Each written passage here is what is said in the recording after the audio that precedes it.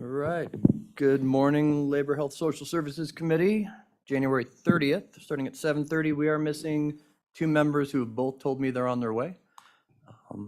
And school is canceled in Laramie County School District 1 today. Again. Wow. And the community college. So I'm glad everybody made it in, and thank you to all the state employees and other people who I'm sure have same issues I'm having in my family this morning. With that, Ms. Jeffrey, if you'd call the roll. Good morning. Representative Chadwick. Here. Representative Clausen. Here. Representative Hornick. Excuse me. Representative O'Hearn. Here. Representative Penn. Here. Representative Trujillo. Here. Representative Ward. Here. Representative Yin. Representative, Chairman Zwanitzer. All right, committee, our two members will be joining us, so you can probably count them as present as soon as they show up. First up, we're going to hear House Bill 119, medical prescriptions off-label purposes, brought to us by our very own Representative Penn. Welcome. And the floor is yours to present 119. Thank you, Mr. Chairman. Thank you, committee, for the opportunity to present this bill to you this morning. So we're looking at this time at House Bill 119, prescribing and dispensing drugs for off-label purposes. So if I may give a little bit of background, 20 to 30% of all medications prescribed are actually done so for off-label purposes. So that means that they are prescribed for illnesses and disease processes that aren't specifically listed on the label. So the role of the FDA in this, so FDA monitors and focuses on market entry, but they have consistently maintained that they do not regulate or interfere in the practice of medicine between the physician and the patient. FDA clearance ensures a physician that the drug will produce particular or specific physiologic effects to treat an illness. But it's the physician, not the FDA, that determines whether these specific effects will be useful or beneficial with respect to a particular patient. The reason that this bill is important is to protect and preserve the integrity of the practice of medicine. Providers need the individual autonomy and to exercise their clinical judgment and arrive at the best options for the patients. And patients need providers who have the latitude to make those best choices for that specific patient. Hopefully we've all had the opportunity to have a relationship with that doctor, or have had family members who have spoken about that doctor that sat down with me and listened to me and finally helped me come to a solution. And those types of bonds and those relationships can be lifelong or career long until your provider retires, unfortunately, sometimes. So what medications are we talking about here? Some of the most commonly prescribed medications for off-label purposes, gabapentin. So gabapentin is an anti-seizure medication, but we use it often for nerve pain, treatment of chronic pain, post-surgical pain, shingles, alcohol dependence, cardiac medications, things like blood thinners, antiarrhythmics, chest pain medications. Cardiac medications are the most commonly prescribed drug class as an off-label use. Anticonvulsants, amitriptyline. Amitriptyline is a tricyclic antidepressant, but we use it very often for headaches, migraines, nerve pain, insomnia. Asthma medications, albuterol inhaler is one of, again, the most commonly prescribed off-label purpose. So we know that it works as a bronchodilator. It's approved for treatment of asthma, but we know that there are other disease processes that would benefit from the use of a bronchodilator, and therefore, oftentimes it gets prescribed for other uses as well. Antibiotic amoxicillin, digoxin, which is a cardiac medication, steroid methylprednisolone, Zithromax, a Z-Pak. Everybody knows about a Z-Pak, often prescribed off-label. The issue is when sometimes patients will encounter providers who will refuse to prescribe a specific medication simply because it's off-label. So a real common one is the injectable steroid Kenalog. I know a lot of providers who just will not prescribe it for off-label as off-label use, and there's patients who have used it for years, and they know that for treatment of their long-term seasonal allergies, that works really, really well for them. Of course, there's, risks, there's reasons why people don't want to prescribe it. Steroids, of course, have the potential for long-term outcomes. It can affect your bone density, it can affect your joints, it can affect your adrenal glands, other things. But we need to preserve that relationship where a patient can come to their provider and sit down and have that discussion to say, okay, these are the things that I've been working through. These are my issues. These are the things that we've tried. And look at what all of the options may be. And then, of course, have that discussion. What are the risks here? What are the potential benefits? And help that patient through the decision-making, but ultimately let them make the choice. And sometimes that has been removed from the patient, really. And so that's something that I'm looking to preserve. So if I may take you through the bill. All right, so the first page is mostly just the introduction. Section 1 talks about the statutes that are created. Page 2 is the definitions. So when we're talking disciplinary action, we're talking about revocation, limitation, suspension, or denial of a license. Off-label, as we said, means treatments other than those stated on the label. A prescriber in this bill is a physician, a PA, a nurse practitioner, and a dentist. And we have been approached by other entities that that would like to be included in this, so we can discuss that. Prescribing drugs for off-label indication. So basically, a prescriber may lawfully prescribe a medication for off-label use, and a pharmacist is authorized to dispense that as long as they have a valid prescription order. And I know that there's concerns, and I think it's completely reasonable to consider an amendment to specify within the scope of practice. We don't need a dentist prescribing chemotherapy. And so I would be open to discussing something like that. The paragraph B, this does not include Schedule 1 or Schedule 2 medications, which would be narcotics and marijuana and things like that. Page 4, professional conduct. This first paragraph basically says that no adverse action will be taken against a prescriber or a pharmacist strictly because the prescription was prescribed off-label. And then next paragraph, that it wouldn't be considered unprofessional for your doctor to make recommendations or give his opinion or prescriptions for treatment of COVID. Final paragraph, immunity from civil liability. So basically, a patient assumes certain risks when they seek and accept treatment. And so that's what I would say as far as that is concerned. So with that, I will stand for any questions. See Representative Chadwick reaching for his mic, so go ahead. Thank you, Mr. Chairman. Representative Penn, so what specifically is the issue that we're addressing? Is it currently illegal for them to prescribe off-label? And what are the penalties if there are any, et cetera? Yes, ahead, thank you, Representative Chairman, Representative Chadwick. So it isn't illegal. No, it's perfectly legal practice to prescribe off-label. However, especially in the last couple of years, a lot of providers have come under a lot of duress, and some people have been threatened with loss of license and things for prescribing specific medications off-label. And so this is a statement to say this is legal, and we will continue to support that right. Follow up, yeah.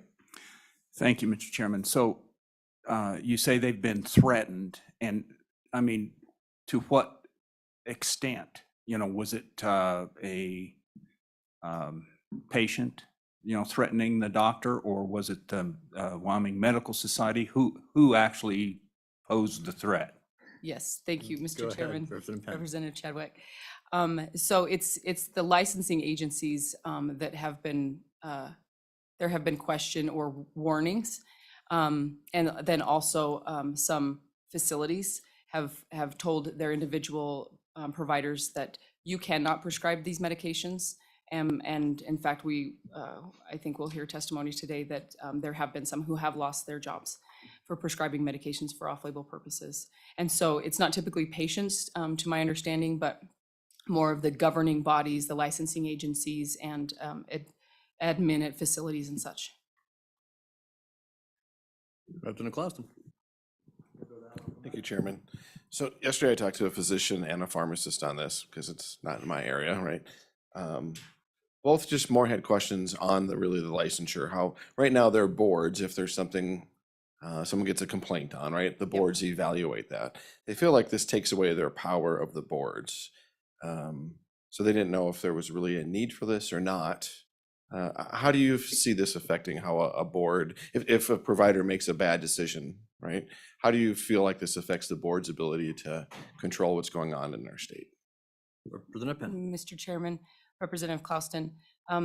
So this specifically deals with prescribing, so disciplinary action strictly because this was off-label.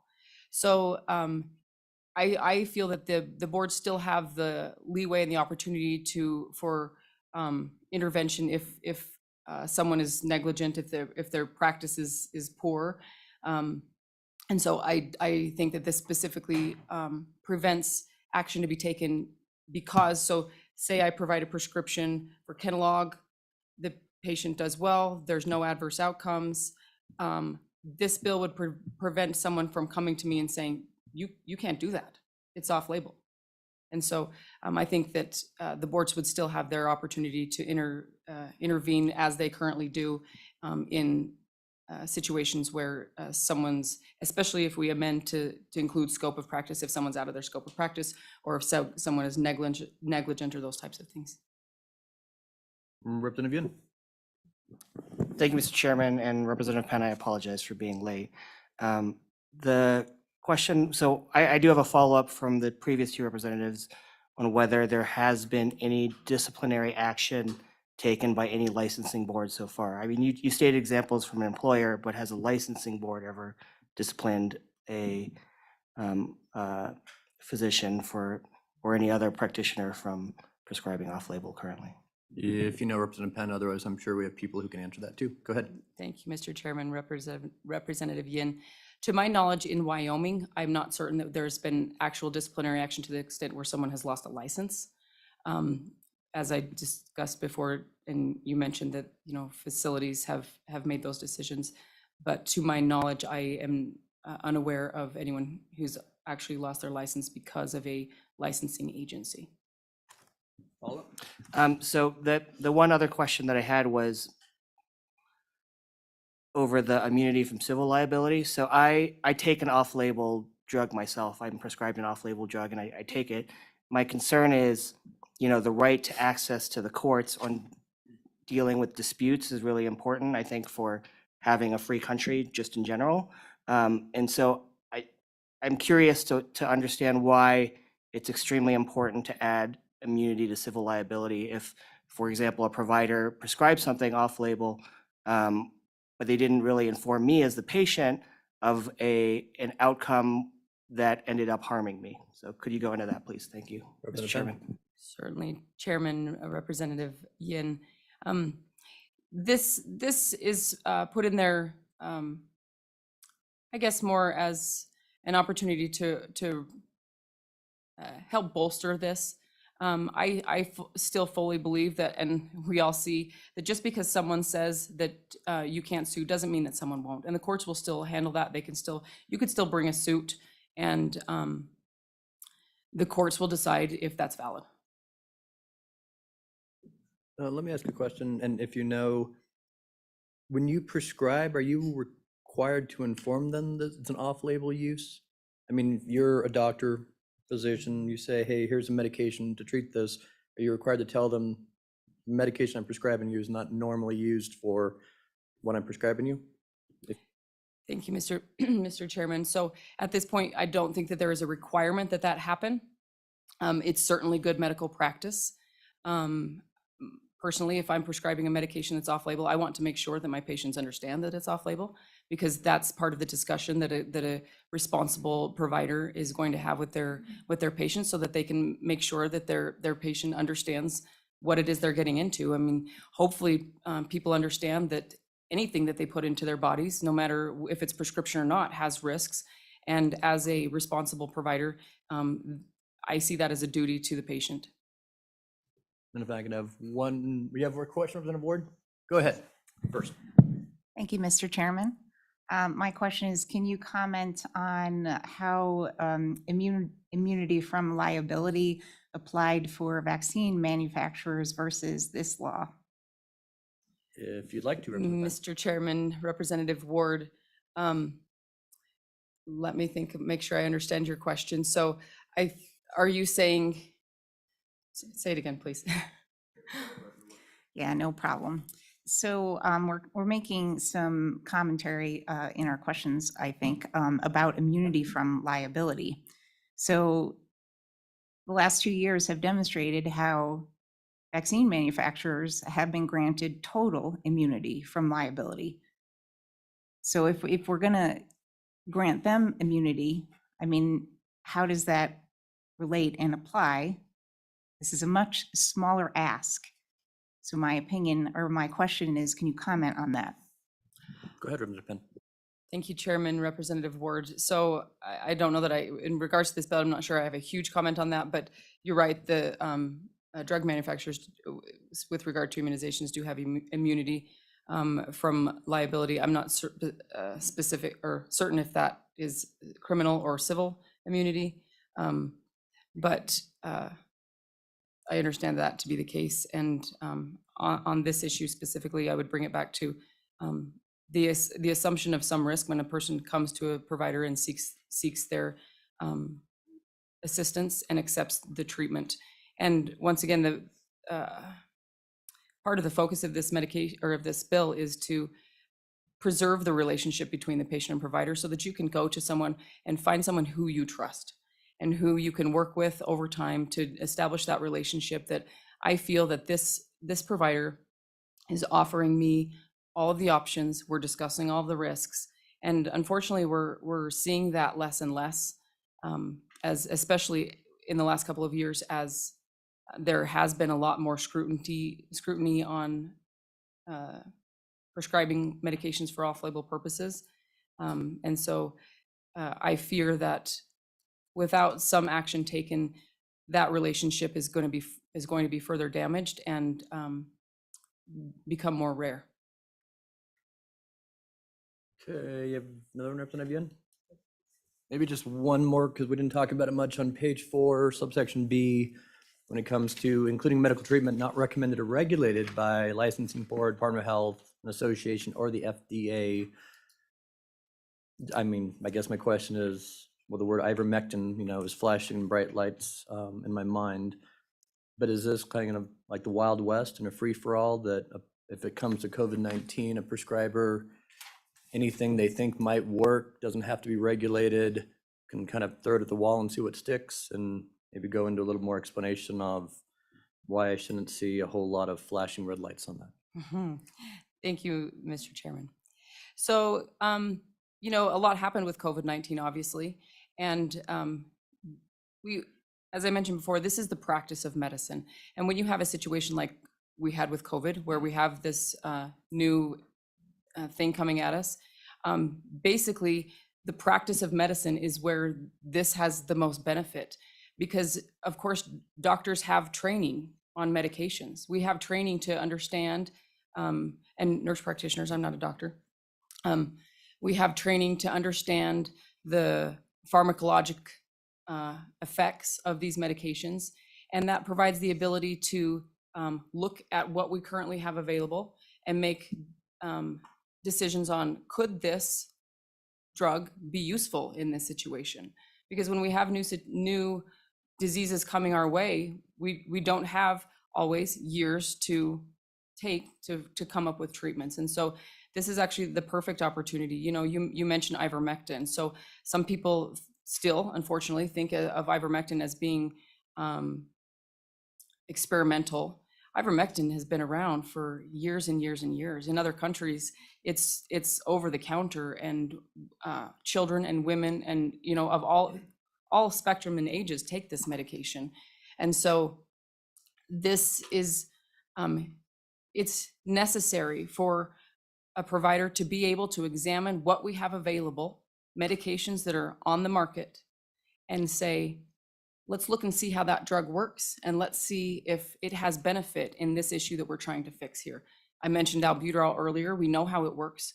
there's many disease processes outside of asthma that are going to benefit from those same mechanisms of action.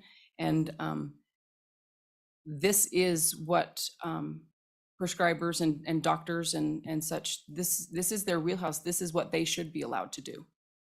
Okay. Further questions before we call everybody? Representative Hornock. Thank you, Mr. Chairman. So just to understand, there's nothing in statute, there's nothing in law right now. I guess there's a hole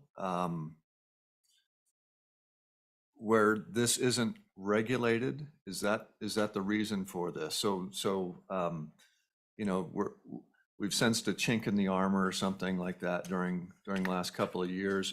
Is that the need for this? Representative Penn. Chairman, Representative Hornock. Yes, so, you know, we learned a lot of things from COVID, both good and bad, and we realized that there was a hole here. And because it brought to light the specifics and, you know, if people want to say that it's politically motivated or what, it doesn't really matter at this point. Off-label prescribing has been happening for ever, really.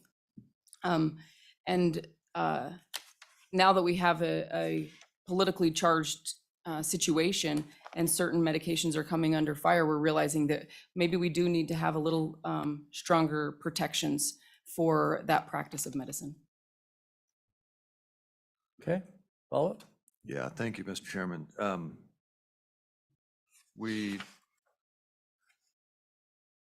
What's the opposite of off-label? Labeled. So there's labeled and there's off-labeled, and labeled means that it was FDA tested specifically for that use. A lot of times off-label has to do with like dosing changes. So maybe the drug was tested for that disease process, but at a different dose. And so prescribing at this dose would be considered off-label, or sometimes oftentimes it's to do with children. It wasn't specifically tested for children under, you know, and there'll be a cutoff like children under 12 or something like that. And so if I'm prescribing it to a 10-year-old, then I'm potentially prescribing off-label. And so of course it's always good practice. A responsible provider is going to look into those things and to do the research to find out if it's safe for their patients, because no prescriber wants to be prescribing unsafely. And if they are, then that's where I think that the boards have the opportunity to still step in as they currently do and intervene if needed. Good, one more? One more. Thanks, Mr. Chairman. So we've mentioned ivermectin. Was that labeled at one time, or is that just a drug that has been hanging out there off-label for ever? Go ahead, Mr. Representative Penn. Chairman, Representative Hornock, thank you. So yes, if it's been FDA approved, then it's labeled for something. And so ivermectin is a antiviral medication. It's an antiparasitic medication.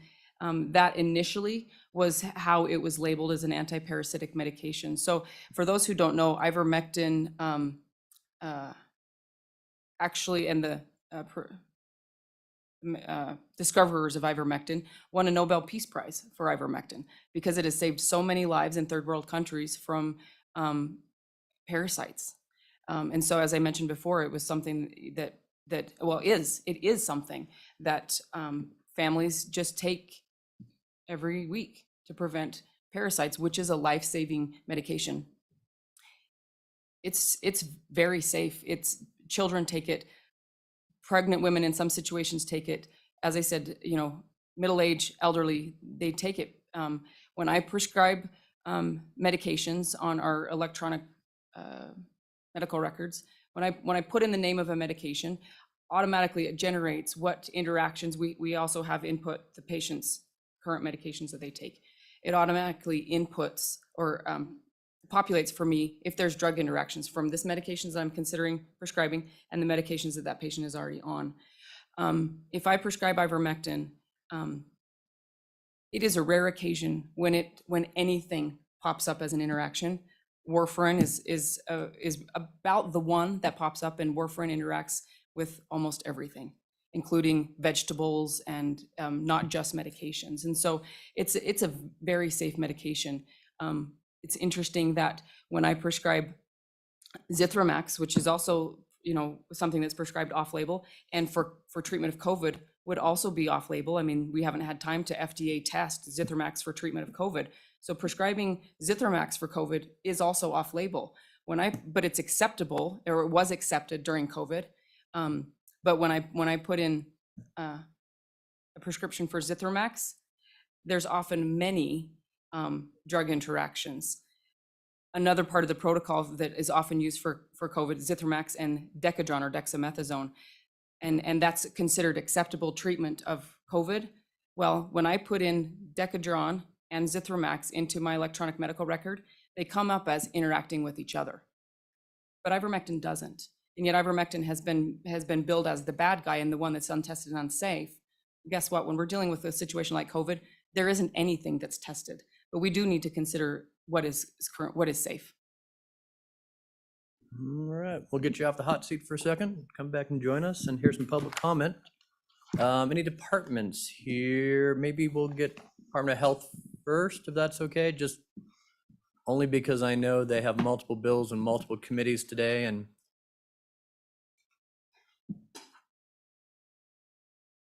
apparently you're coming up solo. But welcome. Certainly happy to have you, Corey. Floor is yours. Thank you.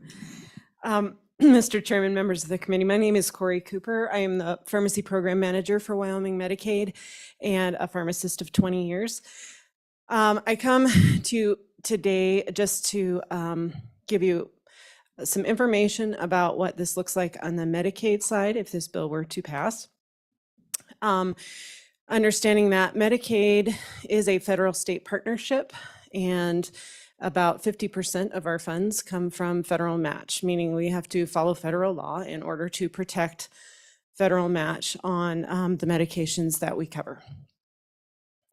If this bill were to pass and be accepted into law, what would happen, I believe is very reasonable to expect that the OIG would be very interested in what we're doing in Medicaid because OIG is, we're new. Office of the Inspector General, who has the authority to audit Medicaid agencies. And if they find that any of the expenditures that we have made are improper according to federal law, they are welcome to extrapolate their findings and take that money back. So that becomes important because in Medicaid, we are only allowed to cover labeled indications for medications and those indications that are in compendia and therefore accepted as general practice.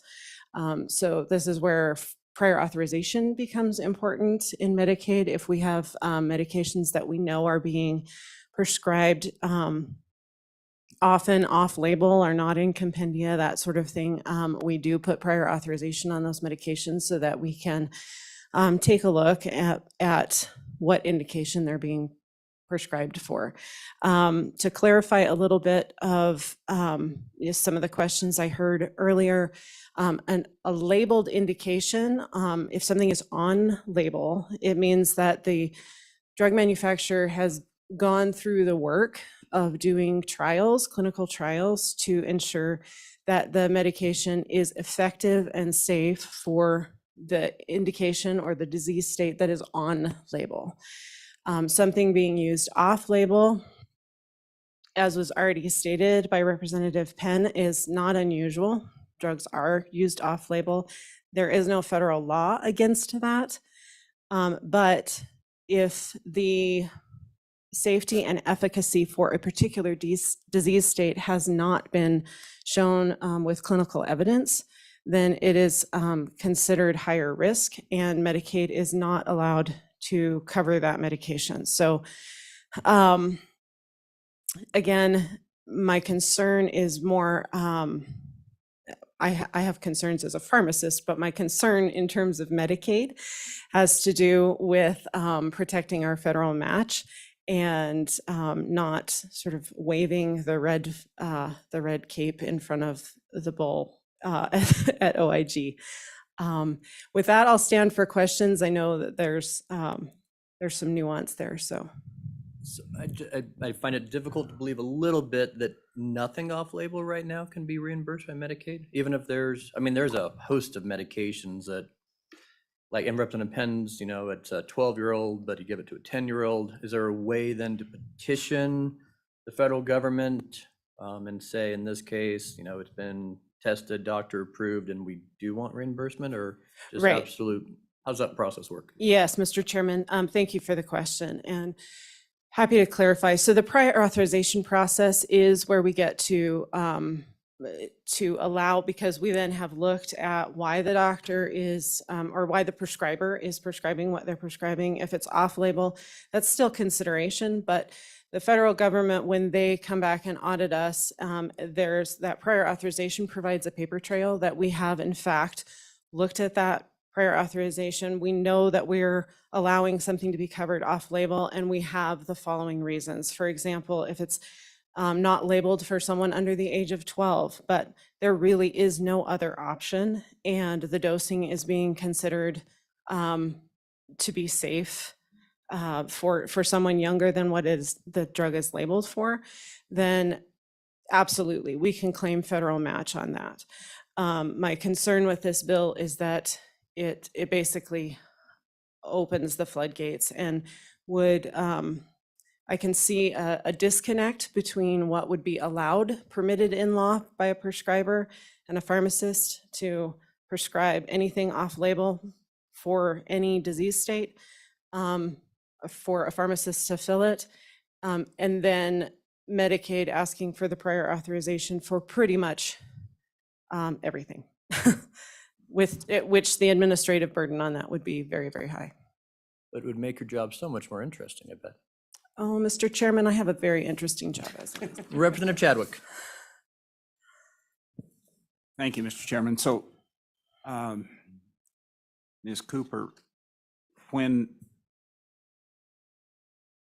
so will this bill, well, it won't change Medicaid's approach toward the drug. In other words, it will still have to be on label, or they're not gonna cover it in spite of this bill. Is that correct? Go ahead. Mr. Chairman, Representative Chadwick, that is true insofar as what we, let's see, the assumption that we work on now is that most drugs are prescribed on label, and that if drugs are routinely being prescribed off-label, the licensing boards have the authority to look at that prescriber and take a look at their prescribing habits and make decisions based on that. What Medicaid would have to do in response to this bill would likely be put a much larger number of drugs on prior authorization to make sure that we were only covering on-label uses or off-label uses that have clinical evidence to support them. And the administrative burden of that would be extremely high. But she didn't say they need a new position for it. Representative Ward. Thank you, Mr. Chairman. Ms. Cooper, are you familiar with the drug Cytotec? Mr. Chairman, Representative Ward, I am. Sure, go ahead. So to expound, Cytotec is prescribed, it was a drug developed for ulcers, which is now used in inducing patients who are pregnant, who are about to give birth. It has resulted in hemorrhages, etc. And I've supported many Medicaid patients as a doula who have been prescribed Cytotec to induce labor. Can you comment on how that applies to what you just said? Sure. If you could walk through the process, Ms. Cooper. All right. Mr. Chairman, Representative Ward, Cytotec is, so as I mentioned, we have on-label indications and we also have standard of practice with evidence-based medicine and guideline, national guidelines and national compendia for the use of drugs all apply as being coverable in Medicaid. So because Cytotec is commonly used for that purpose, even though that purpose is not on label, Medicaid would still cover it.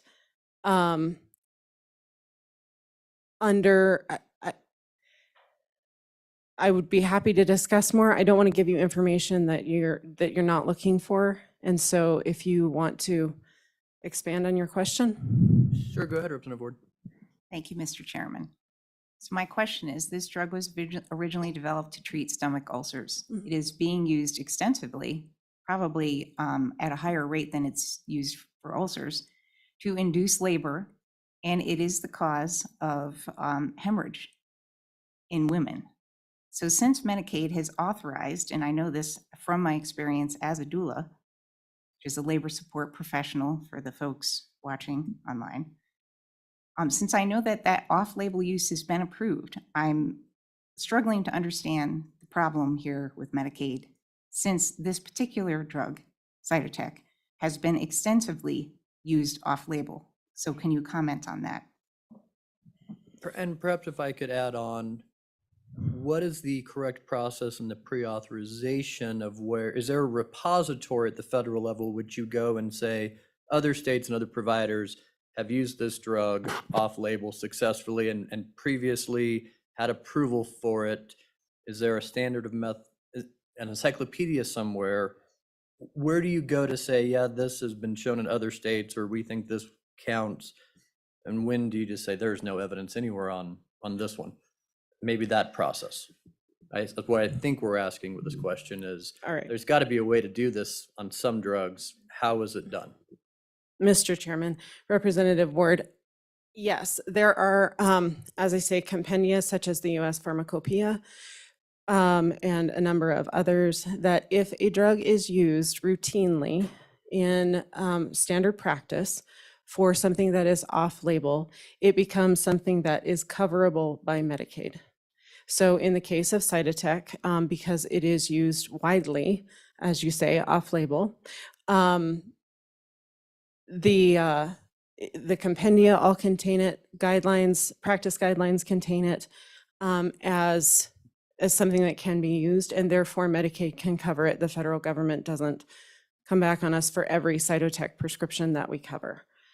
And that would be the case for many drugs. If they're commonly used, part of the compendia, part of practice guidelines, for asthma guidelines, for example, chemotherapy guidelines, for example, the federal government sort of accepts those things as extensions of the label, is the best way to say it. Other questions for the Department of Health, Representative Penn? Yes, thank you. So trying to phrase this in a form of a question. Currently, so working at a clinic, we do a lot of prior authorizations for not just Medicaid, but all insurances. And so what we're discussing here is not limited to Medicaid, but it's insurance. This bill does not address payment. It does not make an insurance company pay for a drug because it's off-label. But also, isn't it true that Medicaid and other insurances don't always pay for a drug strictly because they're on label? There's a lot of times we have to do prior authorizations for an on-label medication because it's expensive or for various reasons. And so on-label versus off-label doesn't necessarily dictate the coverage of insurance plans. Is that true? Ms. Cooper? Mr. Chairman, Representative Penn, yes, that is true. Being on label is not the only thing that we are prior authorizing medications for. I would make a distinction between Medicaid and commercial insurance agencies only in the respect that Medicaid is a publicly funded insurance. And therefore, what we are using to pay for claims is taxpayer money. And so we do take that seriously, both at the federal level and at the state level. And that is why the federal government is interested in in what we're doing and what we're covering. So yes, for extremely expensive medications, some of those we have on prior authorizations simply because they are extremely expensive when we want to make sure that before we step a patient to that medication and use taxpayer dollars to cover it, that we have used other maybe less expensive and equally effective options first. You want to follow up? Yeah, Yep. please. Go ahead. So it's still true that if a medication is prescribed for whatever purpose, on label or off label, because it's a valid, as long as it's a valid prescription order, the patient would still have the opportunity to pay out of pocket either way if they felt that that drug was something that they were willing to pay for out of pocket. Is that true? Ms. Cooper, if you know. Mr. Chairman, Representative Penn, yes, that's true. Reverend Klaus, do you have a question? Thank you, Mr. Chairman. I always wonder as a new to this process, when a bill comes to us and 49 other states have this law and Wyoming doesn't, I'm like, why doesn't Wyoming, right? With this law, from what I'm hearing from your testimony, are there any other states that have this law, or would Wyoming be the first? Because then that would be a red flag to me as well. Ms. Cooper, if you know. Mr. Chairman, Representative Klauston, I don't know for sure the answer to that question. I would assume that we would be the first or one of the first, only because, as Representative Penn mentioned, this is not an illegal practice. Providers are allowed to prescribe off-label. Once a drug is approved by the FDA, providers can prescribe it for things that are not on label. And so this doesn't change that. And so I don't imagine that many other states have put this type of legislation in place, but. Okay, one more, yep. I can answer that question. Oh, sure. Go ahead if you'd answer. So New Hampshire has this bill, I think it's Missouri or Minnesota, one of the M's has this bill, and this bill is coming before many legislatures in this legislative year as well. As I mentioned, this COVID, as Representative Hornock kind of brought out the chink in the armor, and that's why this is starting to come around. And so we are not the first, we are one of the earlier ones, but we're currently being joined by several other states. Okay, we'll get Representative Hornock. Thank you, Mr. Chairman. So it seems like we're talking about two separate things, and I just want to kind of, the first thing we're talking about is the avenues and the methods and the means for prescribers to prescribe certain things. This bill specifically deals with, and that's my question, it seems like this bill to me would help protect pharmacists in opening the door to help them prescribe some more things. Do you think this, not getting into the weeds on how they prescribe things or why they prescribe certain things, but do you think that this bill specifically would help protect pharmacists from here on out down the road as in the ways that they can prescribe medications and protect them from licensing, from other things that they might have to deal with the payment issue, still as a result of this. But do you see this bill as helping pharmacists do their job, adding a little protection for them? Dr. Cooper. Mr. Chairman, Representative Hornock, I'm going to start by clarifying that there are very few things that pharmacists actually prescribe. Mostly we dispense. So I just want to make the clarification. I know it's a verbiage thing. I don't want to overstep. And so I will let the Board of Pharmacy, who I know is here, speak a little bit to the protection of pharmacists. There is a public safety concern here. If someone is not treated adequately under this bill, for example, if they're treated with something that is off-label, when perhaps there were on-label choices that weren't chosen, or they're treated with something off-label that does not help them. The concern with this bill from a pharmacist perspective, not a Medicaid perspective, but a pharmacist perspective, the concern with this bill is that there is then no one accountable for that treatment failure. And under this bill, the Board of Medicine and the Board of Pharmacy, neither one can do much the way the bill is currently written. And well, I'll leave it at that. I don't know that pharmacist, the protection of pharmacists is should be the major concern with this bill. We have, through the opioid crisis, it's been made very clear that pharmacists have a corresponding responsibility when they see a prescription come through the pharmacy and they are concerned about the safety or efficacy of that prescription. Oftentimes, to be perfectly frank, a pharmacist doesn't know what the prescription is being prescribed for. There is no diagnosis code on the prescription. But if there are any red flags on the prescription, pharmacists have a corresponding responsibility to address those red flags and those concerns. This bill would protect pharmacists in that it basically takes away the corresponding responsibility. If the prescription comes in the pharmacy, the pharmacist fills it and doesn't have to take responsibility for what happens after that. But that is concerning to me as someone with 6 years of training, to basically make that moot. We'll get you off the hot, or maybe we won't. Representative Penn. So obviously, every individual is going to have their own perspective. The pharmacists that I discussed this bill with were very favorable because they did have concerns about loss of license when dispensing some of these medications. When I made a call to one of our pharmacies on one of these medications, and I said, if I prescribe this medication, will you dispense it? And again, a medication that's been around for many years that is used for lots of other reasons, but new to the treatment of COVID.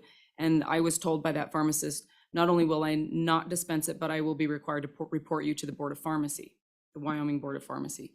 And so they were very favorable because they had, we all have the ability to do our own research, and they had done their research and I had done my research, and we were both on the page that this is a reasonable treatment, and they felt at risk of loss of license or disciplinary action if they were to do that, because apparently they had been told that they shouldn't. I don't know, did you receive that warning? Sure. Any Mr. response Chairman, to that? Representative Penn, absolutely. In terms of COVID, if we're talking about COVID specifically, my concern, and I'll just put this out there and then answer the question, my concern is that this bill isn't about medications for COVID, it's about all medications. And that, for example, in your presentation of the bill, Representative Penn, you mentioned gabapentin. Gabapentin is widely prescribed. It's widely prescribed off-label. It is also a medication that we see with a high abuse potential and potentiates opioids to a high degree. Benzodiazepines are often seen in combination with opioids in overdose. Those medications are not C2s. And so all of those things come into play in my mind as a pharmacist when we talk about a blanket statement that all medications can be prescribed off-label, and the pharmacist doesn't have any responsibility in filling that.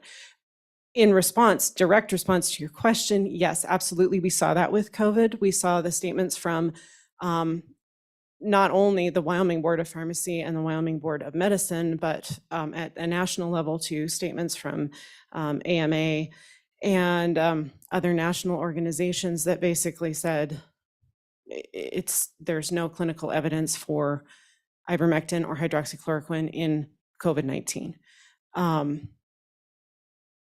So yes, we saw that. Trying to get through 3 bills today, people. So, all right, no further questions this time. If so, you're good, Representative Hearn? Yeah. Okay. Get you off the hot seat, Dr. Cooper. Thank you. Any other state Board of Medicine here, Board of Pharmacy? But all 3 of you want to come up, you're welcome to. I'm optimistic to have this bill done by 9, as I think O'Hearn's bill is only going to take maybe 20 minutes. So, Okay. With that, welcome all of you, whoever wants to start. Mr. Chairman, members of the committee, my name is Matt Martineau. I'm the Executive Director for the Wyoming State Board of Pharmacy, and I'm also a licensed pharmacist. I guess from the board's perspective, I would say, and I would want to emphasize that the board is, and all of the boards are consumer protection boards. We exist to protect the public. And as has been mentioned previously, this practice of off-label prescribing and off-label dispensing is already allowed.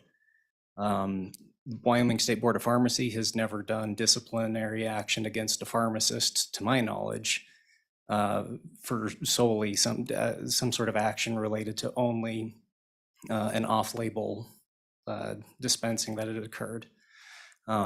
Typically, disciplinary action is the result of harm that has happened to a patient. And I view this bill as problematic from the board's perspective because of the immunity that it ultimately gives to pharmacists.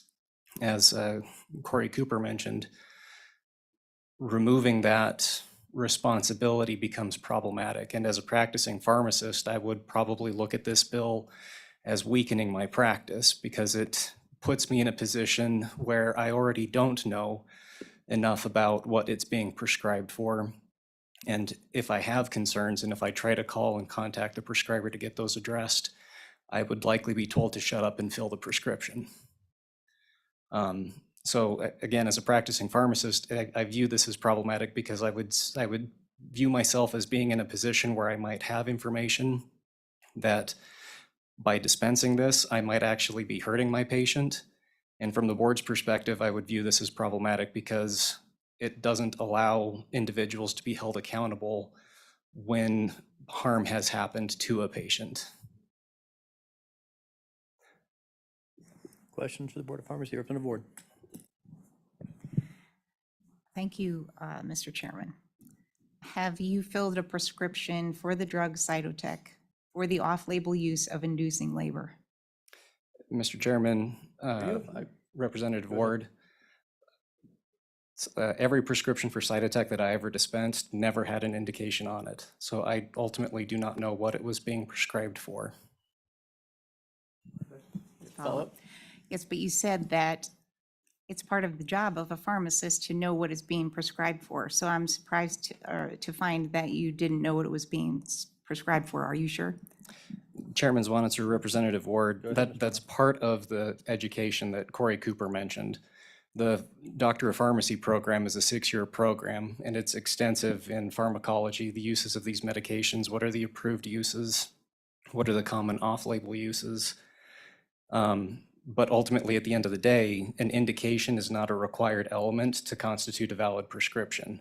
So there is no burden on the prescriber to provide an indication, and there's not a burden on the pharmacist to obtain an indication outside of certain drugs and certain indications. Those being opioid treatment programs, methadone usually needing to be having the indication of for maintenance or detox, and Suboxone if it's being used for as part of medication-assisted treatment or MAT treatment. The practitioner would have to have an XDEA waiver put on there, although that's been waived recently. Otherwise, they would have to have an indication of for pain if they were using any of the buprenorphine products. But otherwise, prescriptions do not need to have an indication to be valid. So you might use your professional judgment and you'd use your schooling to infer what's going on. Those could be elements of what you're counseling and talking about with the patient, asking, what did your prescriber indicate this is supposed to be used for? Because that can inform how you try to instruct the patient on how to use the medication. But as the practice of pharmacy goes on, pharmacists have less and less time to try to have those sorts of conversations and be able to get to the bottom of what is actually going on. So they're usually just trying to hit the highlights and see if the patient has any questions, and usually they don't. So it's common or uncommon from a pharmacist to say, I'm not exactly sure, I better call the prescribing physician or nurse practitioner to double check. Is that a common practice, or most pharmacists say, here's a prescription, I'm going to fill it even if they have some questions in their mind? Mr. Chairman, that can vary, and that ultimately becomes part of what just like with the practice of medicine, that is part of what the practice of pharmacy is, and how the pharmacist is utilizing their professional judgment. Like Corey Cooper had mentioned, when a prescription is presented, there could be any number of red flags that are identified for why a prescription should or should not be dispensed. And the pharmacist has a professional responsibility to try to address those. It's not to say that just because there's a red flag or 10 red flags or whatever number of red flags that the prescription should not be dispensed, period. But again, a pharmacist is not obligated to fill every prescription that's presented to them. They can have a moral obligation and turn prescriptions away for maybe birth control or for Cytotec. They can refuse to sell. You're those sorts of things. generating more questions by every 5 seconds. Oh. So let's go to Representative Penn. Thank you, Chairman. So to your understanding, does this bill prevent you from using your professional judgment or prevent you from making that call to the prescriber and asking a question? Chairman Zwanitzer, Representative Penn, as a practicing pharmacist, I would look at this as, yes, taking away my professional judgment because I already don't have enough information on the prescription, and now I can't even really ask, what is this ultimately being used for? Because it could be off-label, which at that point in time, it could be anything that is being prescribed or that they're trying to treat with it at that point in time. Could I just Follow up? Yep. Could you show me where it says in here that as a pharmacist, you're not allowed to call a prescriber and ask them those questions? I mean, I see this as referring to the licensing boards. I don't see anything in here. I think this protects professional judgment. You still have the ability to call the pharmacist. Can you show me where you're feeling like that would be the case? Chairman Zwanitzer, Representative Penn, I can only speak to what my experience as a practicing pharmacist has been. There are practitioners who will engage and have engaged with me when I've called and tried to address red flags, and I've had other practitioners who have not been willing to have that conversation. So I would, in my experience, I would see this as something that puts me more in the position of having to dispense it and having to just overlook my education and my professional judgment. Okay, follow up. Anybody on this side of the table? Representative, you have a question? Go ahead. Mr. Chairman, thank you. Mr. Martineau, appreciate you being here as well as the other people representing boards.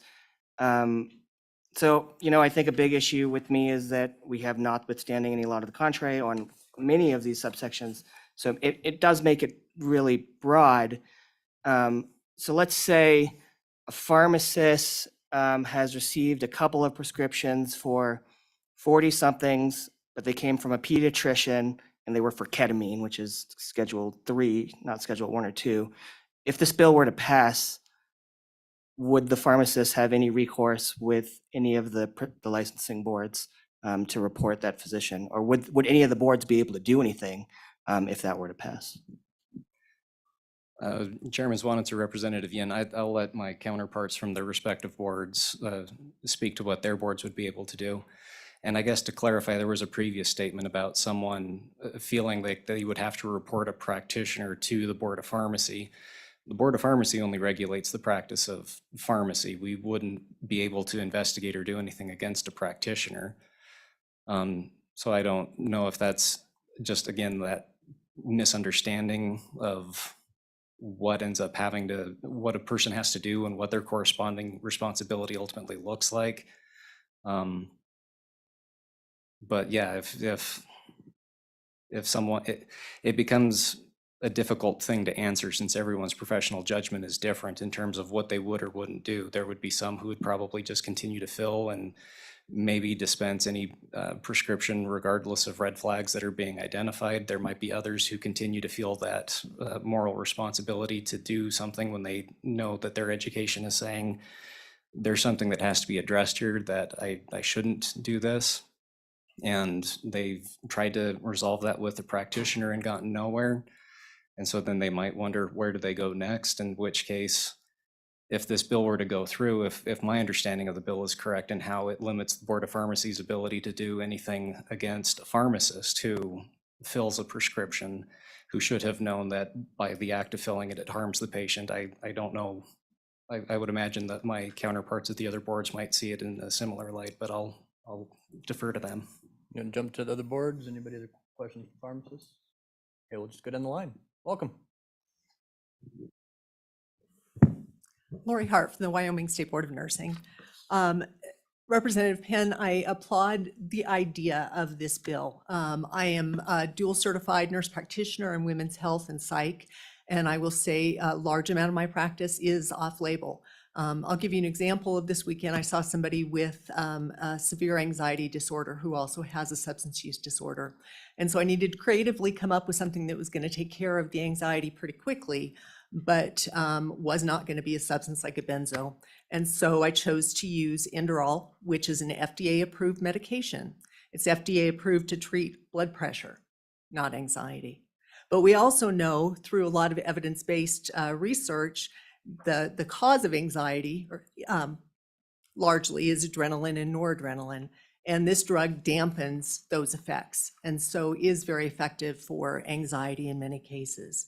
So from that sense, I think it's very useful to be able to prescribe a medication off-label, and we do currently do that. And my role is as the director of the Board of Nursing, would we discipline someone who chose to give a medication like that? No, we certainly would not, nor would we do Cytotec. And I have prescribed that as well. Where I get into some difficulty here is as we lead onto page 4, talking about a prescriber or pharmacist shall not face any adverse action from a health-related licensing board or employer. In prescribing this drug, as I said, I would not face any discipline. The Board of Nursing is silent on what an individual is prescribing, so long as that is done safely. We are here for public protection, and we are looking at evidence-based, is it done safely? So let's look at some of the unintentional consequences here. First, there's a mention on page 3 that a prescriber may prescribe off-label medication, makes it sound as if any drug for any reason can be used, rather than focusing on the evidence that Dr. Cooper was talking about in how we're using this medication. There also is concern then of, let's say with this individual that I saw this weekend, if she had asthma, contraindication for the use of Inderal would be someone with asthma, and we can send them into a severe asthma attack. And so if that were to happen, would the Board of Nursing possibly use disciplinary action against that person's license who prescribed it? Yes, we would, because it was unsafe care. They did not go far enough in getting a history on this individual to be able to know that that was an unsafe medication for that person. It has nothing to do with it being off-label. It has everything to do with safe care. And that's the part that I'm seeing missing here. Statute also appears to limit the patient bringing a suit against the provider. So again, let's say that I prescribed this to someone with severe asthma. She went into a status asthmaticus, went into the hospital, could actually die from that. So it appears, if I'm reading this correctly, that she would not have the recourse to be able to then sue me. I'll have to admit, as a prescriber, I kind of like that. But as someone who is responsible for public safety, it has concern. Thank you. And so quickly, is there a requirement that you know of if you're prescribing an off-label med to inform the patient that you are giving them an off-label med? If you know in the Board of Nursing? Yeah, as discussed by Representative Penn, yes, we do that. It is not a requirement, but it is standard of practice. And we judge a nurse's actions based on standard of practice. And so it's one of the questions that we would ask in, let's say this person did end up with status asthmaticus in the hospital, et cetera. We would ask if they were informed that this was an off-label usage.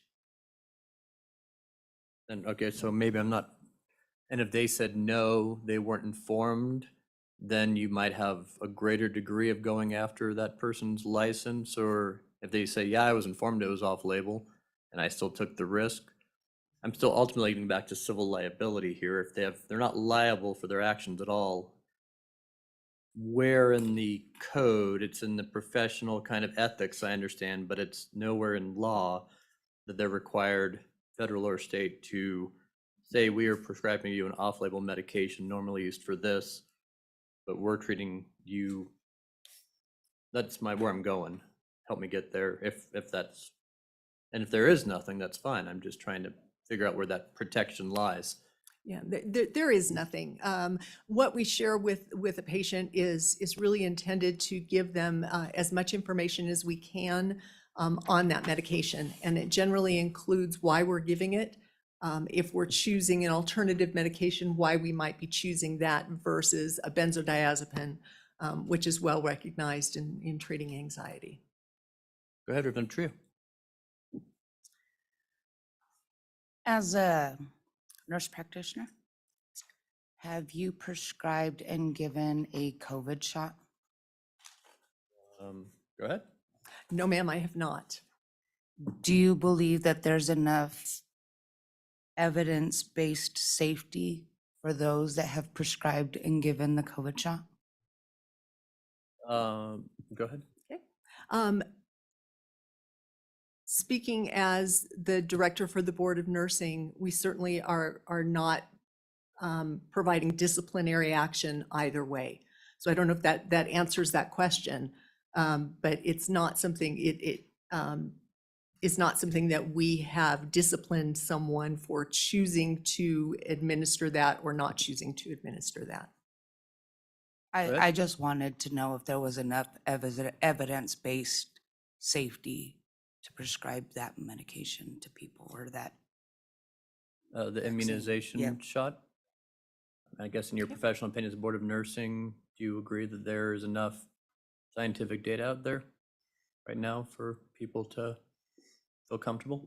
And I'm sorry to not give a yes or no answer here, but because it is not something I prescribe, I don't feel that I've got that evidence to be able to do that. Again, what I can say is with the Board of Nursing, we have taken a stance of not providing discipline either way, and leaving it up to the individual prescriber who would prescribe that medication or not prescribe that medication to make that decision. All right, other questions for Dr. Hart? See any, Kevin, welcome. Director Bunbus. Mine's, You broke yours. I broke It's mine. only fair I broke yours. That's why I don't get to have good things. My name's Kevin Bonenblust. I'm the Executive Director of the Board of Medicine, licenses and regulates practice by MDs, DOs, and PAs. And unlike my colleagues here, I'm not a healthcare professional. My medical training ended with my first aid merit badge. So that's full disclosure to you.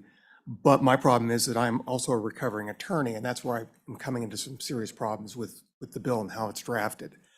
First, I want to go on the record as saying that the Board of Medicine has never taken an action in my time, 15 plus years, for off-label prescribing. In fact, all of the examples listed by Representative Penn don't even cross the board's radar. And so it's in some ways, this is a solution looking for a problem, just kind of put it that way, because we don't have the problem right now. We've not taken any action, even related to COVID and hydroxychloroquine, ivermectin. I will say to you, though, that it's kind of interesting. Sometimes patients will call us and say, well, my doctor said he won't do that because he'll lose his license. And we say, no, we haven't told him whatever. It's all sorts of things. I can't prescribe opioids because I'll lose my license.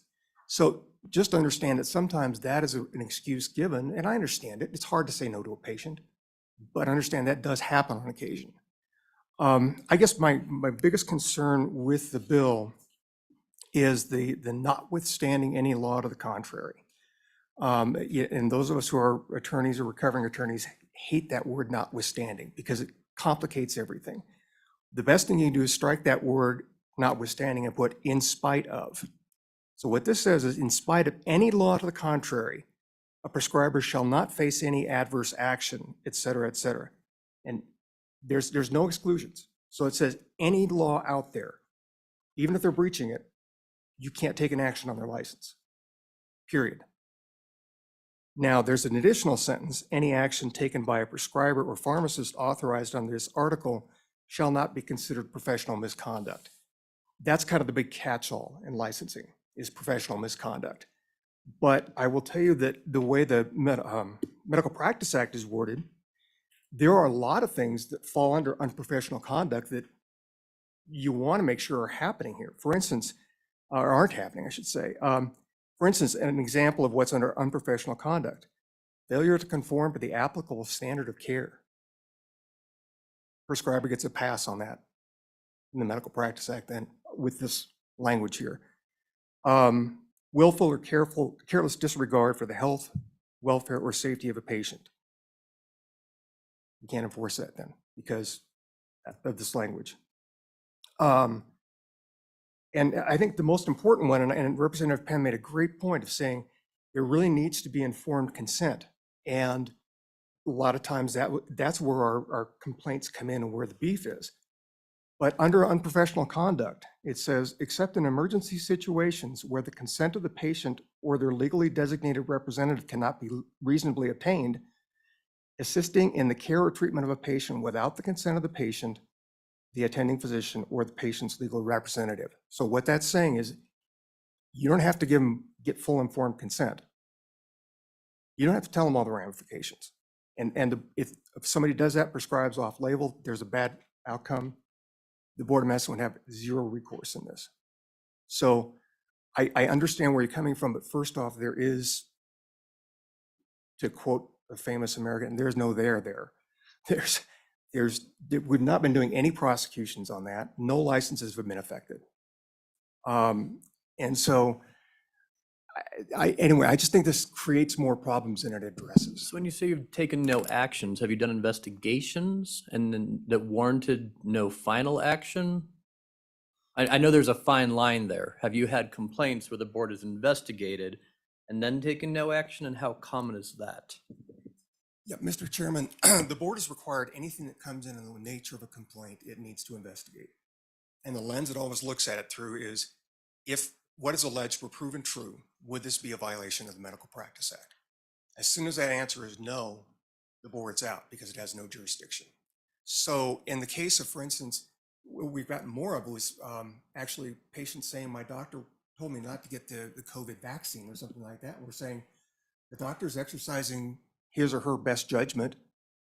We're not going to override that. We don't have the authority to do that because you may not think in your professional judgment that's the right thing to do. So we'll step off of that. When the first COVID business started and we started talking about hydroxychloroquine, all the board said was, be careful with it, meet the standard of care. And at that time, the standard of care was the FDA had done an emergency use authorization, which said, go ahead and use it in these very limited circumstances. Patient, not children, patients above a certain weight, different things like that. We were saying, just pay attention to what the FDA says. Interestingly enough, a lot of the complaints we did get were reports were actually for physicians prescribing hydroxychloroquine for themselves. A psychiatrist, in one case, for himself and his wife. So nothing came from those. All right, so my ultimate question is, how many times have people called you and said, my doctor prescribed me something and I think it made me worse, made me feel funny, I want you to investigate them? Is that common that patients call and complain about what they're prescribed? Mr. Chairman, we've never broken it down by prescribing or anything else. So often our complaints are really communication based more than anything else. Yeah, and my doctor didn't listen to me, but I would say that probably we're talking about maybe 10 to 15 times a year where somebody says, I wasn't told of the consequences of this. I wasn't informed about this. Usually the record will reflect that they were, but. Got a question for the Board of Medicine. Representative Penn. Thank you, Chairman. So you mentioned the difference between investigation and action taken. So you said that there have been investigations, but no action taken, correct? And I would say that this bill specifically mentions that disciplinary action means any action taken. And so do you think that there is situations where medications are not prescribed, even though a patient may want them because of the threat of the investigation? Mr. Bonobos, go ahead. Mr. Chairman, I don't pretend to know why prescriptions are not given. But I would say that, we are only allowed to investigate something if it would be a violation of the Medical Practice Act. What this language would do is it would take away a big chunk of the Medical Practice Act if it was an off-label prescription. And so if we can't prosecute it, if there's not a violation, we have no authority to investigate it. And we will say, your physician wrote this for you as an off-label prescription. I'm sorry he didn't tell you that there were adverse effects, but our hands are tied. Okay, questions for any more board members? Will I have them? Okay, seeing none. Any other state agencies here? Seeing none. Associate, sir, you ready? You're right there in the front row. You look like you're ready. Come on up. How many people are here to testify on this bill? 1, 2, 3, 4, 5, 6, 7. I think I have 5 online. So we'll try to give everybody about 3 minutes or so. With that, welcome, sir. Thank you, Chairman, and thank you, representatives, and thank you for serving Wyoming like you did. I've enjoyed serving Wyoming for the last 43 years. And you apparently need to turn on your mic, I think. Is that green light on that microphone? Yes. Okay, maybe just pull it closer. Thanks. So I've enjoyed practicing in Wyoming for the last 43 years in Wheatland. And And state I'd your name always- for the record and who you are and what you do. Okay, I'm Dr. Willard M. Woods. I'm a board certified OBGYN. I also am trained in general surgery and been doing family practice. I've been a doctor for 50 years, practiced in Wheatland for 43 years, and I would never tell a pharmacist to shut up. As a matter of fact, I appreciate the input of a pharmacist, and we work together as a team to find the best care for the patient. And my career has been wonderful and was ended abruptly on the 4th of November, 2021 at 4:30 in the afternoon at the end of the week. 3 corporate administrators, unannounced, walked into my office and said I was fired. They didn't give me a reason at that time, but later on, I discovered that it was for prescribing those 2 drugs we've been talking about for COVID-19, hydroxychloroquine and ivermectin. And, immediately I thought about my patients. I thought, what about this one and this one and this one? Because they said, I can no longer see these patients. My malpractice is canceled. Finish your charts in 2 weeks. Clean out your office. And you cannot practice within 20 miles of this facility for 1 year, because I did have a non-compete clause in my contract. Well, to me, this was devastating for my patients, and I had no input in the letter they sent people, which was, Dr. Woods has quit, find another doctor. They even did not allow me to see the patients in the waiting room. They were in a hurry. Obviously, I usually work till about 6. I was very busy, especially with the COVID pandemic. And those patients were just told to leave, find another doctor. And this is what's going to happen to young and doctors in the middle or early part of their career. The corporation has them tied, their hands tied behind their back. They are slaves to the corporation because they know if they treat patients with COVID using these medications, they likely will have the same thing happen to them that happened to me. When COVID hit, I was at a meeting, medical meeting, and I had time to study, and I was deep into study as to how I was just very taken back by an anti-malarial drug, hydroxychloroquine, and an anti-parasitic drug, ivermectin, worked for a virus. So I got deep into the molecular and cellular mechanisms and was amazed to see how they did work at that level and how in vitro studies had shown it was very effective. And then they started doing studies. And the meta-analysis that I've been following, and most physicians follow, now has 360 plus studies done on hydroxychloroquine, 95 on ivermectin, and they both show that they at least decrease the death rate by 60% or more. as high as 85%. You realize that would have saved 850,000 people just in the United States alone. So when people say there's no evidence, that's not true. But my own evidence of 750 patients treated with this medication and this program with no side effects and nothing but good results and no deaths, and that's a small number. There are doctors that have had 150,000 patients with a 99% success rate and dramatic improvement. Yet we are still not allowed to use it, even though without retaliation from the corporation. Can I just clarify your comments? Did you say you prescribed ivermectin to 750 patients? Yes, and hydroxychloroquine. Yes. Okay. And I have the documentation for that. Now, I had done 500 while I was still employed with the corporation, but since that time, I have used telemedicine, and I have been 20 miles away from the facilities and allowed to do that. And I continued with my own practice somewhat, but you can't do that, 20 miles away.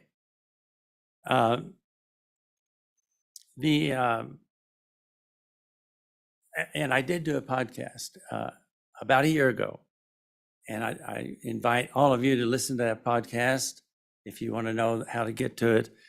Skip the first 11 minutes, they're commercials. But I went into greater detail about the studies and my results. But this is the bottom line. When a patient went to the hospital or the clinic with early COVID, positive symptoms, positive test, asked the physician, the provider, the nurse practitioner or PA, what can I do? They would say nothing.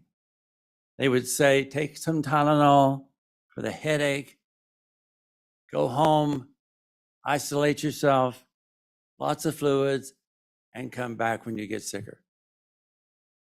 Now, if you were given that choice as a physician or provider versus saying, I've got a medication here, and it looks like it's very safe. Studies have shown it's been around for many, many years. And it has at least a 50% chance of lowering your risk of death, as high as 85%. And with informed consent, you can take this for only 5 days, just 5 days. I've prescribed these drugs to people for decades, every single day without any trouble, for these other on-label prescriptions. And probably, as you've said, many of the people in here are on off-label drugs right now. So why are those two drugs suddenly taboo? And I have the answer for that, but we won't go into it. But think about this. After delivering 3,500 babies, after doing tens of thousands of surgeries, seeing patients for 43 years, they all of a sudden did no longer had their doctor. And this would happen to these younger doctors who are faced with either treating or not treating, but if they treat, they're going to get fired. They're going to lose their livelihood. And they have families to support. They have loans to pay off, etc. So they're slaves to the corporate machine. And you could change that. I support that bill because of that. Just because we're in a rush, I'll ask if there's any questions for Dr. Woods. Representative Hornock. Go ahead. Thank you, Mr. Chairman. Was it specific that you lost your job because you were prescribing off-label medications? When they sat there Go in ahead, front of me Doctor. with their mask on, I asked them that question and there was total silence. But later on, in a written letter, they did say it was for that. And then I had many peer reviews. Every time one of the doctors saw a patient that was recovered from COVID by my treatment, I got a peer review on it. Also, the vaccine. I did recommend against the vaccine, the so-called vaccine.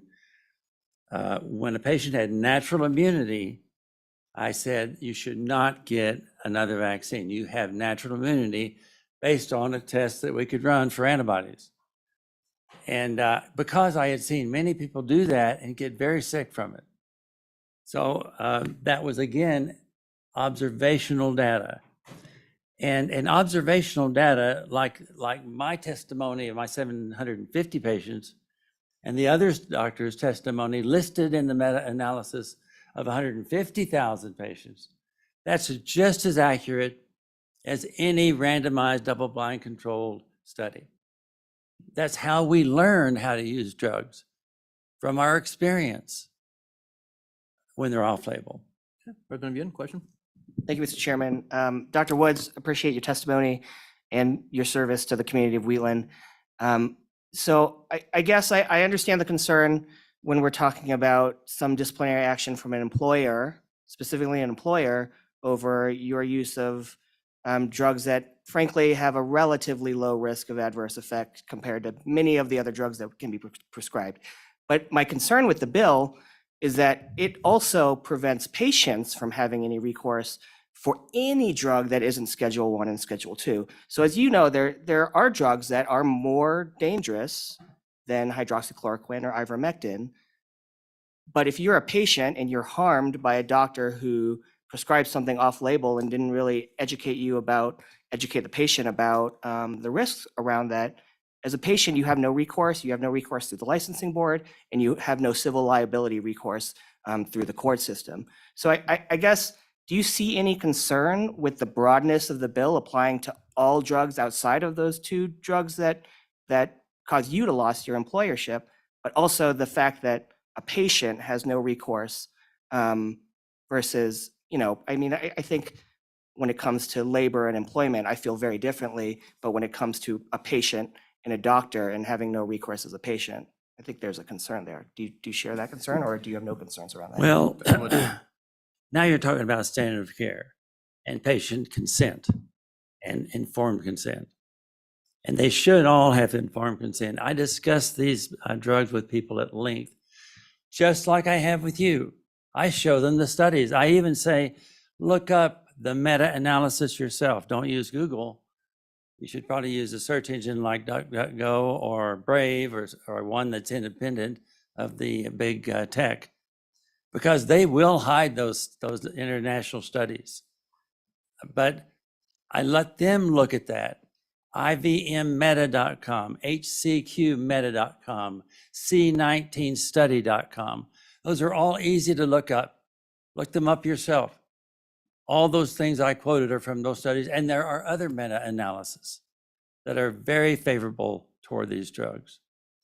They are hiding that from the general public, they being the mainstream media and the government.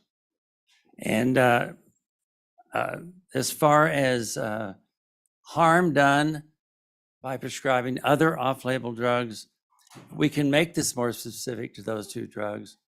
I have not seen that happen because, again, those people are being prescribed drugs if they're being harmed that should not be prescribed. And there again is where that standard of care is. I don't really know what the standard of care is right now in Wyoming for COVID. It changes all the time. Remdesivir, everyone was getting that. Dangerous, expensive drug, it is no longer allowed. Paxlovid, another one, and a very expensive drug, 10 times more expensive than ivermectin. Head-to-head, ivermectin was better. Paxlovid reacts to many, many drugs. It's much more dangerous. And guess what?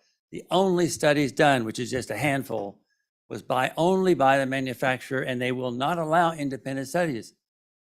That's kind of suspicious, isn't it? So there really is no good alternative. Monoclonal antibodies I used every chance I got, but we would run out of them. And I still gave the other drugs with them because it was a short-lived repose from the drug, maybe 2-3 days, they felt better, and then it recurred. My own daughter, who was my first patient with hydroxychloroquine when she got COVID and recovered beautifully, she donated her antibodies 16 times in the next year for the monoclonal antibody research. So I use drugs when they work, and I don't care who makes them. But that was my key, treating the patient. And you're taking that away from providers, that provider-patient relationship, when you are threatening them with loss of their livelihood. And that's what this bill is all about, in my opinion. Further questions for Dr. Woods? Seeing none, thank you for coming down today. Really appreciate it. Other people, Hospital Association, come on down. Medical Society, I'm trying to just stack the chairs because we're, of course, running a little behind, and I have 8 people, although 3 of them share the same, 4 of them share the same last names. So I'm not sure we're having married couples come in. But with that, welcome Hospital Association. If you can try to keep it under 3 minutes, I would be superbly appreciative. Mr. Chairman, committee members, Eric Boley with Wyoming Hospital Association and Leading Age Wyoming. And obviously, there's been a lot of conversation here about this bill. We have some concerns. If we want to litigate and make this a COVID bill, I think that would be something that we might want to consider. But this bill is way too broad and too far-reaching. I'm really concerned about the immunity for civil liability. So we're now going to grant immunity to the physicians or the practitioners that prescribe the medication. We're not protecting the facilities that have to take care of those patients. So if a physician, a PA, a nurse practitioner prescribes a medication and there's an adverse event, the practitioner is protected. But if it happens in the hospital is fully liable. I have some concerns about what this will do to malpractice premiums in our state for hospitals and for providers. We're already one of the highest cost for malpractice insurance in the country. And there are inherent risks that go along with this. I would also tell you that there's a large percentage of our providers that are employed by the facilities. And so this immunity is really problematic when you have an employed practitioner that has immunity, but the facility does not have immunity from adverse events. I'll also tell you that during the pandemic, we at the Wyoming Hospital Association did all we could to get these different treatments out. We worked with the Homeland Security, with FEMA. We made hydroxychloroquine and others readily available and actually promoted those to our membership and told them that they could receive those as those doses came into the state. We also promoted the monoclonal antibodies and encouraged our members to use those as much as they could. There were some shortages. On page 4, Mr. Bonenblust did a great job of talking about this. On page 4 in the first section there under A, there's way too much protection for the provider and no protection at all for the facilities. In hospitals, our medical staff meet regularly to go over formularies, to talk about what medicines should be used, what should be kept on in stock within our pharmacies. And I think there's been a lot of progress that's been made, but it's a collaborative thing where our doctors actually talk one with another and decide what treatments should be used. This takes authority away from the medical staff, takes authority away from hospitals, and I think Representative Yin, you did a great job. There's some considerations that need to be made here as far as what employers are able and not able to do with their employees. So if we want to narrow this down, if we want to make this about COVID, I think that might be a really, I don't even know if we need to do it, but that might be a way to salvage this bill. But the way that it's written right now, I think it's way too broad and it creates all kinds of situations and problems for us in the state and in the country. Thank you. I'll stand for any questions. Questions from hospitals, Representative Ward. Thank you, Mr. Chairman. Mr. Boley, I'm surprised to hear you say that hydroxychloroquine and ivermectin was promoted. I know friends who went to Banner Health and Casper who were forbidden to receive ivermectin, and it had to be snuck into them.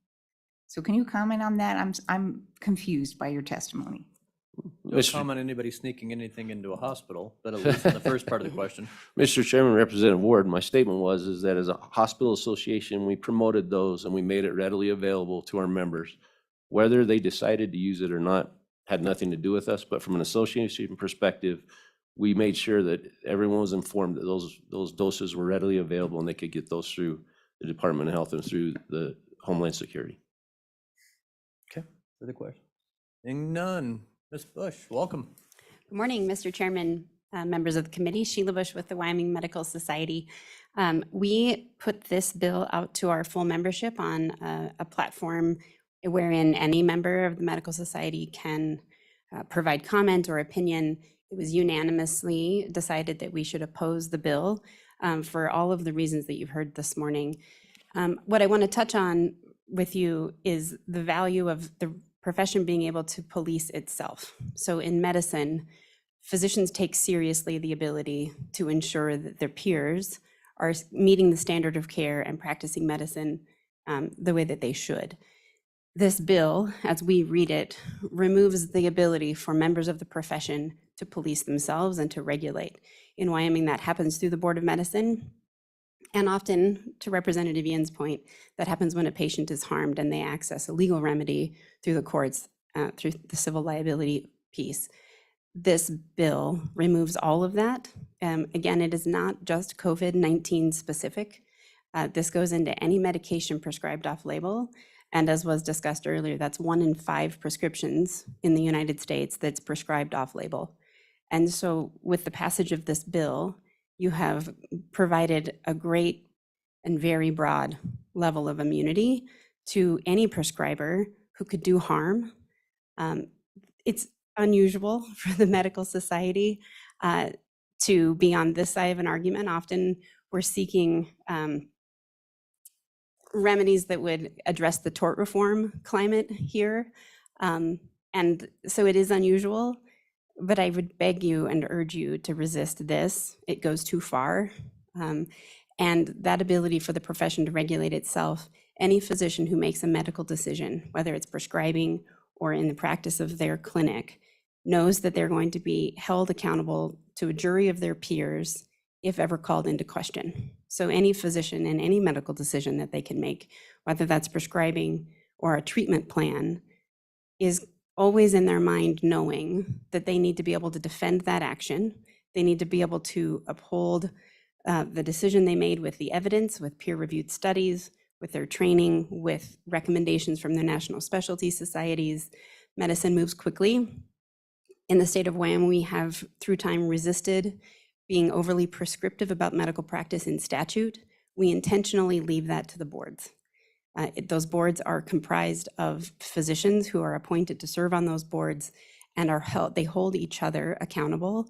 And the judgments are made based on would a peer physician within a similar specialty who's deemed competent make a similar decision in the same situation. And that's a high standard. It's one that we're very proud of. And I think this bill jeopardizes the ability for them to do that. And it's very concerning to medicine. So I'm not trying to get too off in the weeds here, but I just had a doctor who apparently was an OBGYN tell me he prescribed 750 prescriptions for, doesn't even matter, for ivermectin apparently, but in general, I mean, does that not concern you, not related to the drugs, but if we had a podiatrist prescribe 750 prescriptions for something that doesn't deal with feet? I'm struggling after the last presenter, how often that happens, because I certainly know we didn't have 750 pregnancies in Platte County last year. So apparently in my mind, that may have been above and beyond what I would think is his scope of practice, even if it's an infectious disease. Does this happen more than I'm realizing? I mean, I hear that we have some off-label uses here and there, but do we have significant events like what I just heard of someone who may go a little outside what I would say is a scope of practice and start wildly throwing prescriptions at a wide number of people for any number of ailments? Have you heard of similar things happening? Mr. I'm still a little Chairman, in shock is why I'm kind of questioning this now. Mr. Chairman, I'm not entirely sure I understand your question. I heard several things mentioned. So part of your question was scope of practice, correct? So across the profession of I'll health. put it really specific. Okay. How often does a physician or a nurse practitioner who has kind of a set defined scope of practice area write prescription that's something that the average person would say is outside of their scope of practice? Like you come see your, I don't know, your orthopedic surgeon, but you say, hey, I also am having some issues related to, I don't know, my lungs, I have the flu. Can you write me a side prescription for that? They diagnose the same time. I mean, that's what's concerning me, is writing kind of outside your field of expertise. And maybe Representative Trujillo wants to add on to that. Go ahead. Sorry, I just want to clarify that the doctor here wasn't only delivering babies, he also practiced, he's family practice and general surgeon. So to that, let's Okay. correct that I think I statement. missed that when I thought he said he was an OBGYN, but he was a general family practitioner as well. I feel slightly better.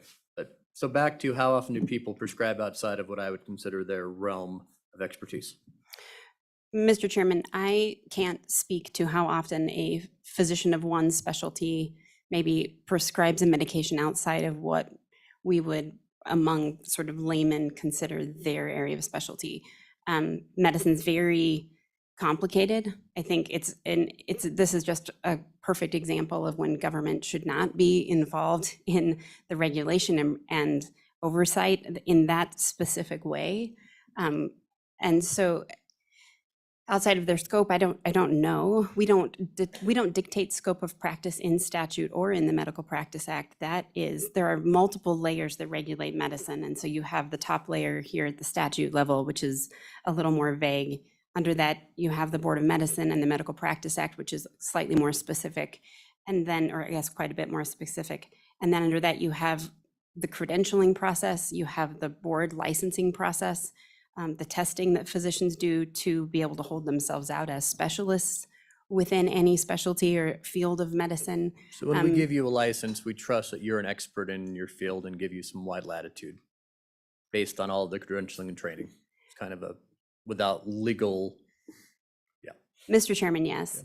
I also would be remiss to not offer that Dr. Woods was the WMS Physician of the Year. I forget exactly which year, and I think he's left.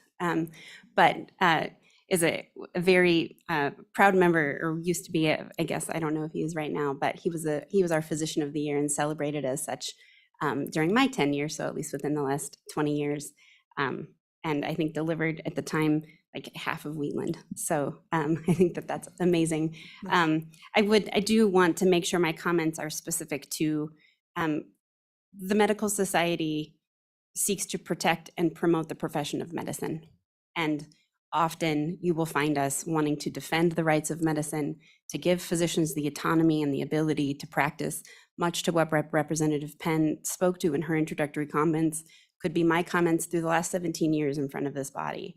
This bill represents a very unique situation in which we're on a different side of that, because it's critical for medicine to be able to identify and address bad actors.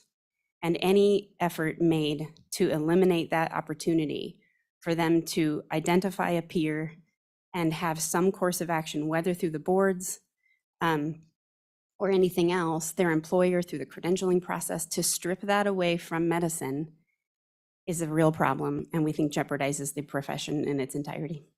Okay. Questions from Medical Society? Seeing none, thanks. Anyone else here in person to testify for the bill? Mr. Agopian, on behalf of our dentists, I'm guessing. Welcome. Thank you, Mr. Chairman. Nick Agopian, I represent the Wyoming Dental Association. This wasn't a bill that was on my radar a week ago, candidly.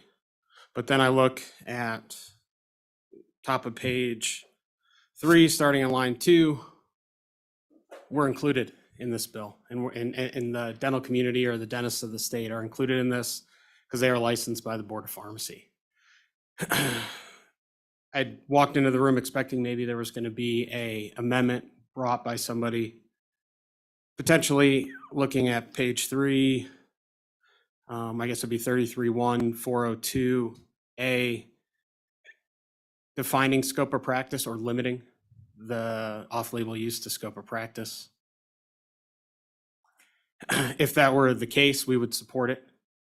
But in supporting an amendment defining scope of practice, I think it would be prudent to delete all of the bill after page 4, line 2. Because the scope of practice, as we've heard from the Hospital Society, from the state, from the Medical Society, is something that's defined by its peers, both at the medical board level, the dental board level in our case, and then the pharmacy board. And it would be important for us, really to say out loud candidly, that after having spent significant amounts of time, energy, and money to be educated and licensed in this state, we would want our patients to have the confidence that they have both the professional recourse with the licensing boards as well as the courts through civil action to have their interests protected. And the value of our license, the value of our practice, in my opinion, is that the public knows that and the medical community acts accordingly. So with a few suggestions out there and wanting to be brief with the committee, I appreciate your time. Would stand for any questions. Thank you. Questions, Mr. Gokin? Not seeing any. Thanks, Nick. Marcia, coming down. And Ms. Kleiner, Dr. Nutt, are you online for this bill? Or you're just listening today? Anybody else here in the audience who wants to testify? Just come get close. If not, Ms. Shaner, welcome. Good morning, Mr. Chairman. Good morning, committee members. My name is Marcia Shaner, and I'm with the Wyoming Trial Lawyers Association. And we share many of the concerns that have been expressed by several of the previous speakers. Our legislative co-chair is online, Mr. Chairman. He is Mark Aronowitz, and I'm wondering if I could introduce him to you and have him join the conversation. We too have many concerns about the blanket immunity, as you might expect. Our members represent patients who have been harmed, and we very strongly support their access to the judicial system. And I think Mark would probably like to jump in after that, if that's possible, Mr. Chairman. Hi, Mark. Welcome to Labor Health. I know you're doing remote testimony, and I do have some other people who would all like to remote testify as well. But since you were called on, floor is yours for about a minute. Good morning, Mr. Chairman and members of the committee. Thank you so much for allowing me to participate this way. The Highway Patrol would not have been happy with me if I somehow made it to Cheyenne. We started looking at this bill, worried that it didn't have enough patient protections or that patients even knew that what they might be prescribed was off-label and perhaps not the standard medication. But after the testimony today and after hearing from the Hospital Association and the Medical Society, I think we're ready to abandon the amendment that we had prepared that had informed consent and some patient protections, and that we are really concerned about the last paragraph, the immunity from civil liability, 33-1-104. That one just goes way too far in terms of, most of the bill is dealing with licensing and boards and some kind of oversight. This one is completely cutting off a patient's access to the courts without even knowing whether the patient knows that what they have is off-label. If off-label prescription use is accepted, if it's part of the established standard off-label use, and the patient knows this and wants this and has given informed consent, the provider already has de facto immunity. This last section is totally unnecessary if the patient knows what they're getting into and if this off-label use is acceptable and normal and the right dosage. So if something's completely within the standard and it's being practiced everywhere and it's one of 5 prescriptions, you really don't need to add immunity and cut out a patient's right to access the courts if something does go wrong. The bill would be much more fair and balanced without that last section. But we understand the concerns of a lot of the folks who have serious issues with this bill. So thank you very much. Thank you. Questions, Mr. Aronowitz, for the Trial Lawyers Association? Seeing none, you're good. Thank you, Mr. Have a great Chairman. day. All right, committee, we have a couple people online. Let's start with Twyla. Want to mispronounce your last name, but we'll bring you into the room here and give you a couple of minutes to join us. Welcome, Ms. Brother. Thank you so much, Mr. Chair and members of the committee.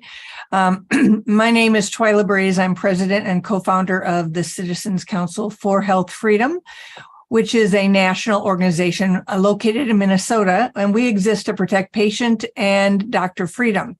In our state, pharmacists were not allowed to dispense ivermectin and hydroxychloroquine, in particular, an executive order eliminating the ability to do hydroxychloroquine. I'm also a registered nurse with experience in emergency room nursing, so I've saved or helped to save a lot of patients. So we support HB 119 and thank Representative Penn for sponsoring this bill. Ultimately, it secures the right of doctors to save lives. The right to prescribe off-label has existed since 1997, when it was approved in the Food and Drug Modernization Act, which states that off-label use as directed by a physician may not be prohibited. This allows doctors to use medications approved by the FDA as safe for humans and use them for other purposes. So off-label is now 20% of all prescriptions, and I'd just like you to think about that number. So more than 4 billion prescriptions are dispensed in the US each year. 20% of that number is not a small number. Now imagine the cost and the time wasted to go through 10 to 12 years of clinical trials and up to $2 billion per trial to allow these safe for human drugs to be provided to patients. So allowing off-label saves money and saves lives. Just answering the chair's question about the Wild Wild West and no regulation. This, of course, is regulated and it's law. And the drugs that were prohibited across the country are on the World Health Organization's list of essential medications. So this bill just allows state legislators to protect their constituents from an overreaching federal government. Notably, in response to the concerns about the legal language of the bill, I'll share that 33.1 or 33.1403. Now, I'm not exactly sure how you say those at your legislature, but the professional conduct section specifically says that a prescriber or pharmacist shall not face any adverse action from a health-related licensing board or employer solely on the basis that a prescriber prescribed a medication off-label. It doesn't say anything about whether it was a wise move, whether it was, good for the patient, all sorts of other things that a doctor and a prescriber go into when they're trying to decide what kind of medication should be used. So I don't think it is as broad as some of the testifiers have said. That said, I would say that it is possible. I'm just suggesting it to the author without having talked to the author about this, but it is possible that the very last section could be eliminated and still the professional contact section would protect the prescribers, and particularly with the word solely in there.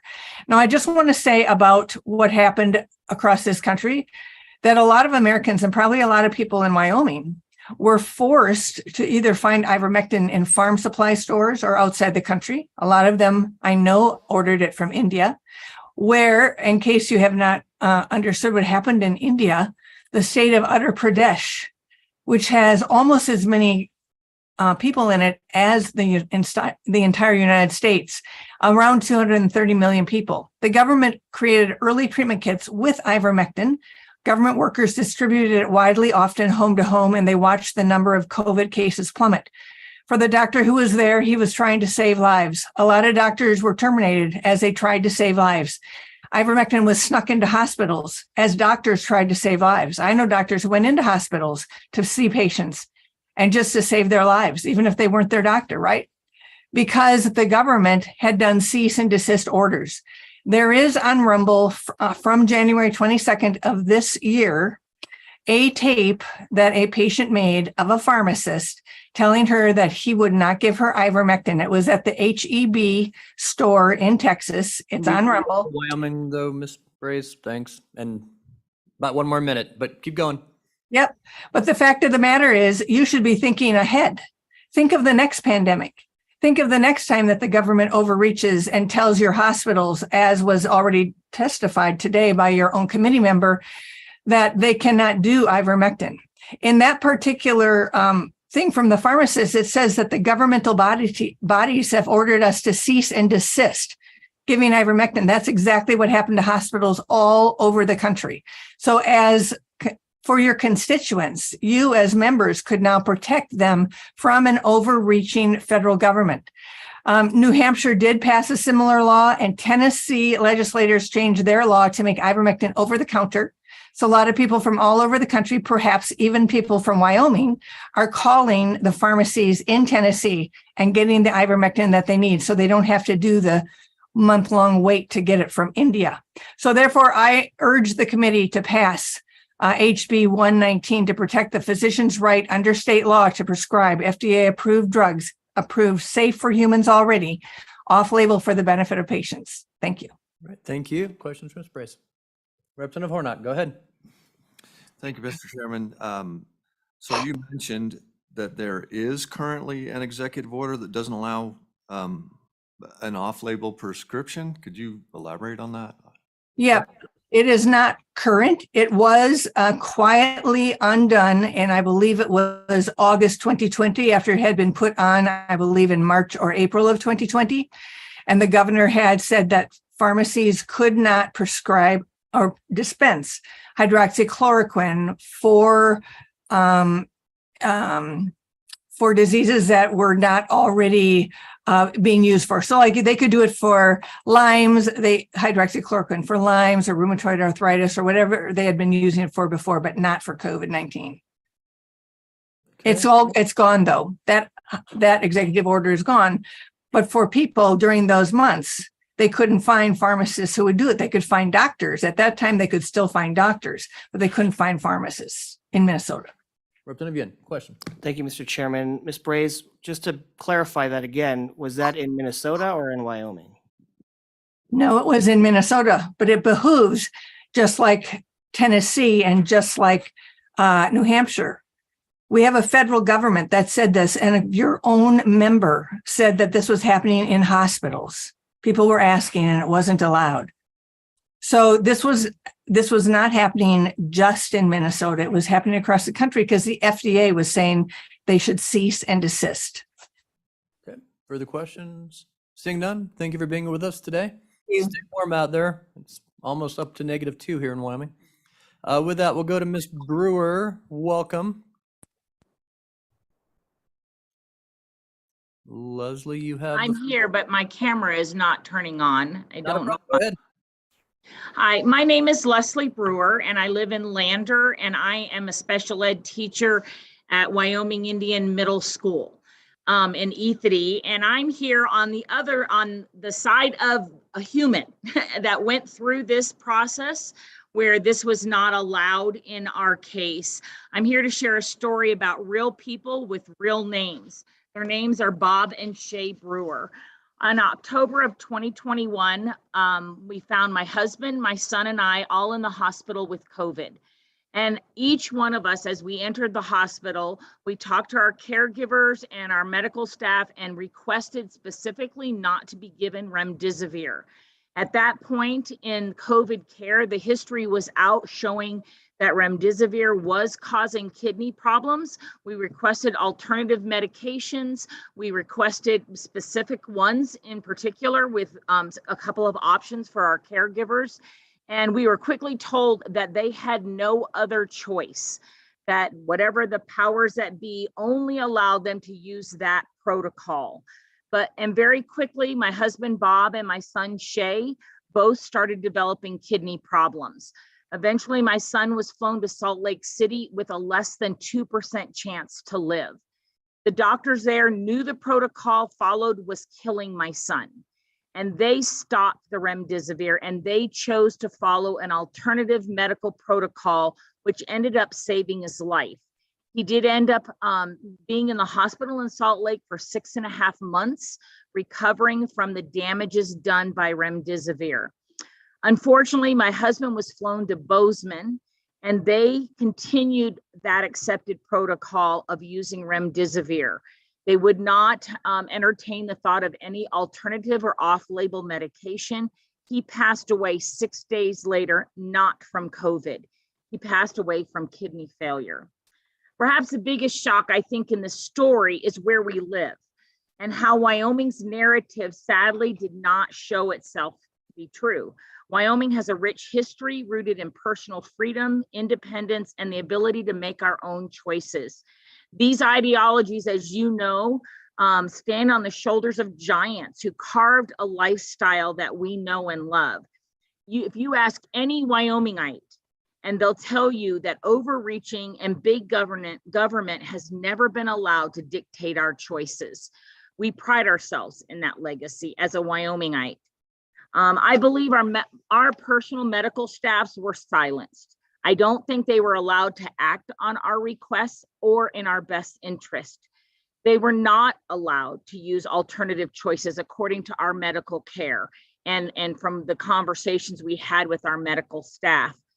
I'm asking you to change those restrictions. I'm a person, we're a family that was greatly affected by what this bill is trying to change in the state of Wyoming.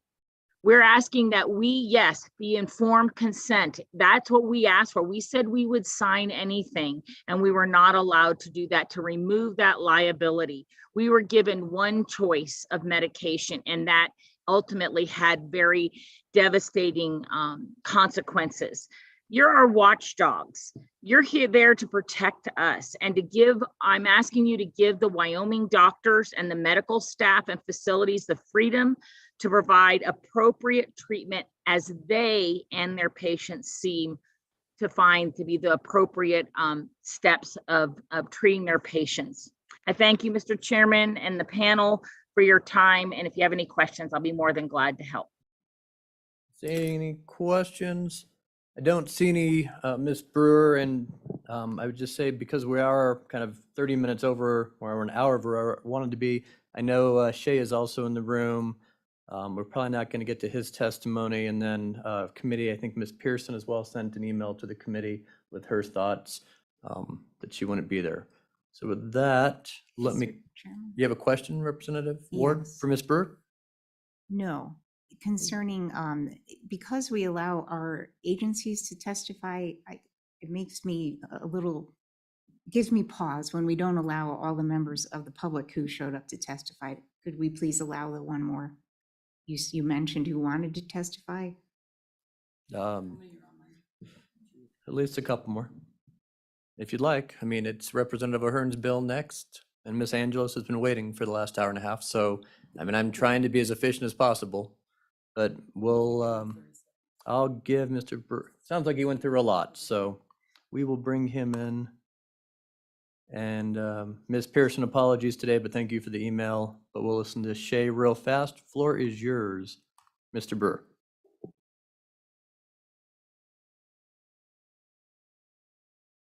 But you need to turn your microphone on. All right, is it working now? Yep. All right, thank you. My name is Shay Brewer. I'm a math interventionist at Wyoming Indian High School in Ethity. And the fact that I am actually able to stand here and testify to you guys is a miracle. Because according to the medical world, I should have died 16 months ago from kidney failure due to their use of remdesivir. And when this was requested that I requested that they don't give it to me, they were told that it was the accepted procedure and their hands were tied despite any protests or anything else they wanted to do. And because remdesivir was known to cause kidney failure and was ultimately ineffective in treating COVID, I was put into a medically induced coma and flown to Salt Lake City because I guess they figured they had a better chance of figuring out how to save my life. Well, while there, they noticed that remdesivir wasn't working, so they tried alternative methods, which ended up saving my life. So if the doctors and the hospital I went into in October of 2021 didn't have their hands tied on what to do, I believe my story would have had a different outcome than where it is now. So I'm asking you guys to just let these practitioners and hospitals and medical staff have the freedom to decide what is the best course of action per patient. I thank you guys for listening to my testimony, And I hope you guys make a wise decision when it comes to this bill. You get a question, Mr. Brewer. Representative Yin. Thank you, Mr. Chairman. Mr. Brewer, it sounds like you were harmed by your facility and your practitioners. Have you thought about taking it to the Board of Medicine or the court system and getting some recourse of essentially putting you in a coma if that is the allegation that you're presenting? Well, I'm stating what happened because my kidneys were failing and I was dying. I guess they decided to put me in a medically induced coma to save my life. I don't really know all the details because I was, like I said, unconscious. But I've kind of heard as time has gone on what happened. Okay. Further But question? no, I've not put any thought into, I guess, going to courts against the hospital and staff because, like I said, I believe their hands were tied in what they were allowed to do. Okay. Further questions? Seeing none, thank you very much, Mr. Brewer, for testifying today. I hope it's warmer there in Fremont County. It's cold. It's cold everywhere. All right, with that, committee, we'll close public comment. Is there a motion on House Bill 119? Moved by Representative Hornock, seconded by Representative Penn. Discussion, amendments. Representative Clouston, you're nodding your head, so I'll call on you. Thank you, Mr. Chairman. Yeah, I guess I have a couple things I would like to talk about amending based on what we see here. On page 4, after line 15, we have some language here brought to us by the Trials Association.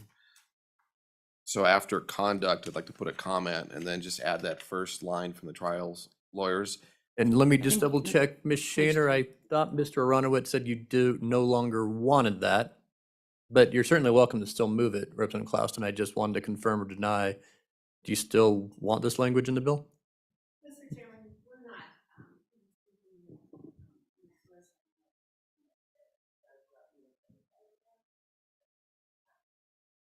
Okay, just for that information, Representative Clouston, but you're welcome to do whatever you'd like. Go ahead.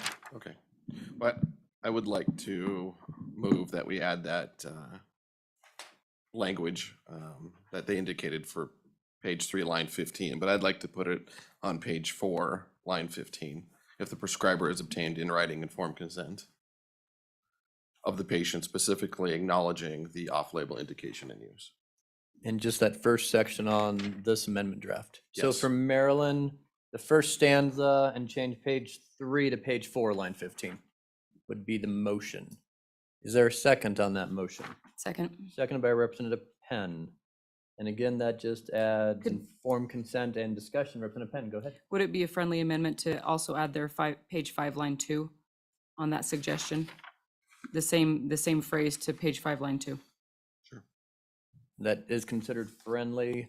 So for the secretary, again, page 4, line 15, the language on the red language, and then page 5, line 2 as existing on the amendment is where we're at, committee. Further discussion? Seeing none, all in favor of informed consent, say aye. Aye. Aye. Opposed, say no. No. That amendment is passed. Other discussion or amendments? Representative Clouston, second amendment, keep going. We'll go to Representative Penn after that.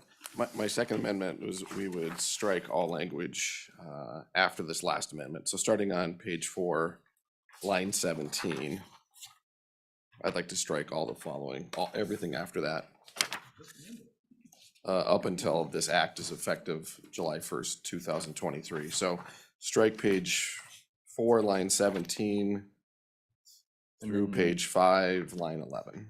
Okay, is there a second? Can for I that? just comment? Let me see if I get a second. Is there a second for that motion? Second.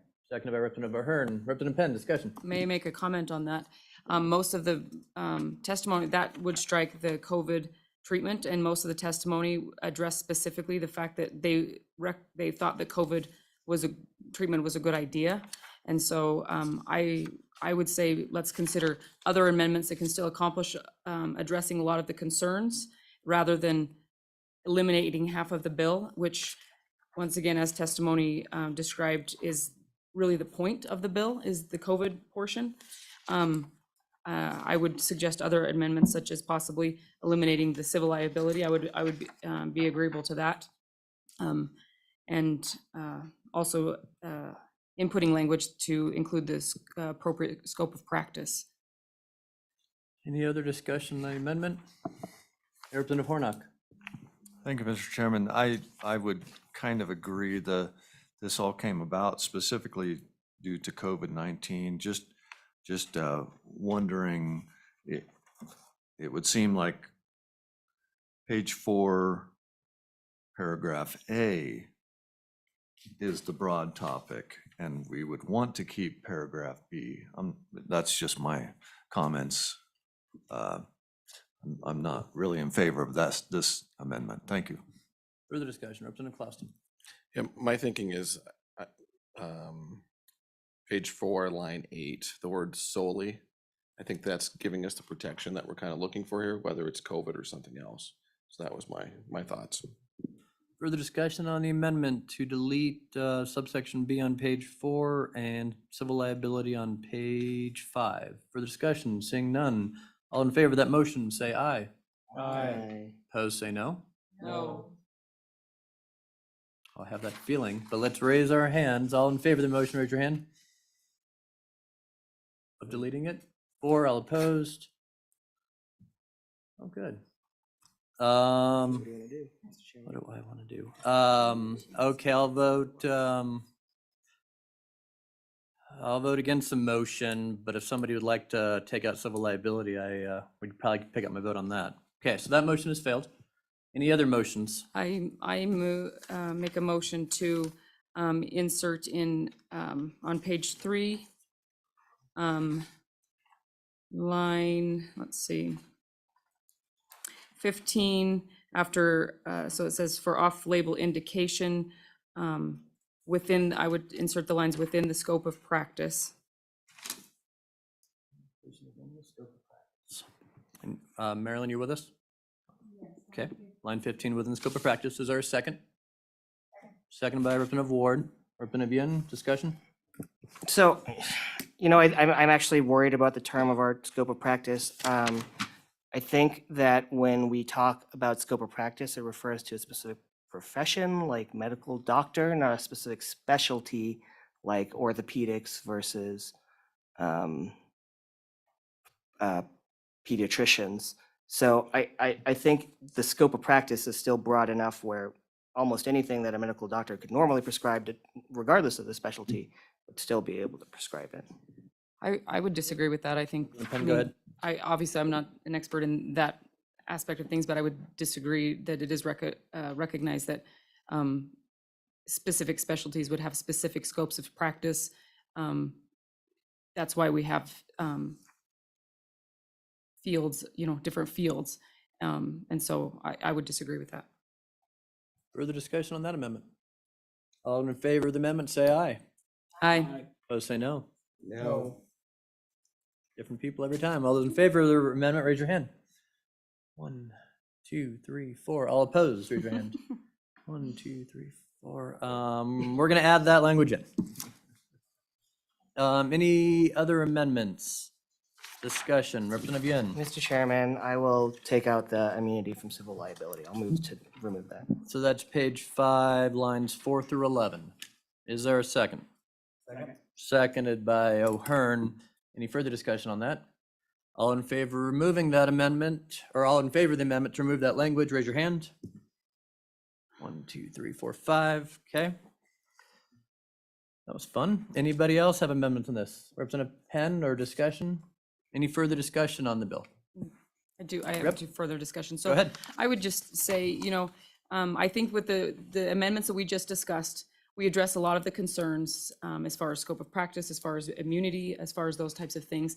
And listening, experiencing myself, listening to the testimony, and especially bringing out the point that, here we are 2 to 3 years after the fact, discussing that we should have allowed these medications.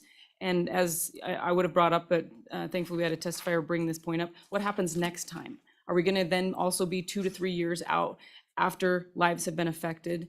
The point is, this is what people, we want to protect people. I don't want to put people in a situation where they're at risk by going to see a provider.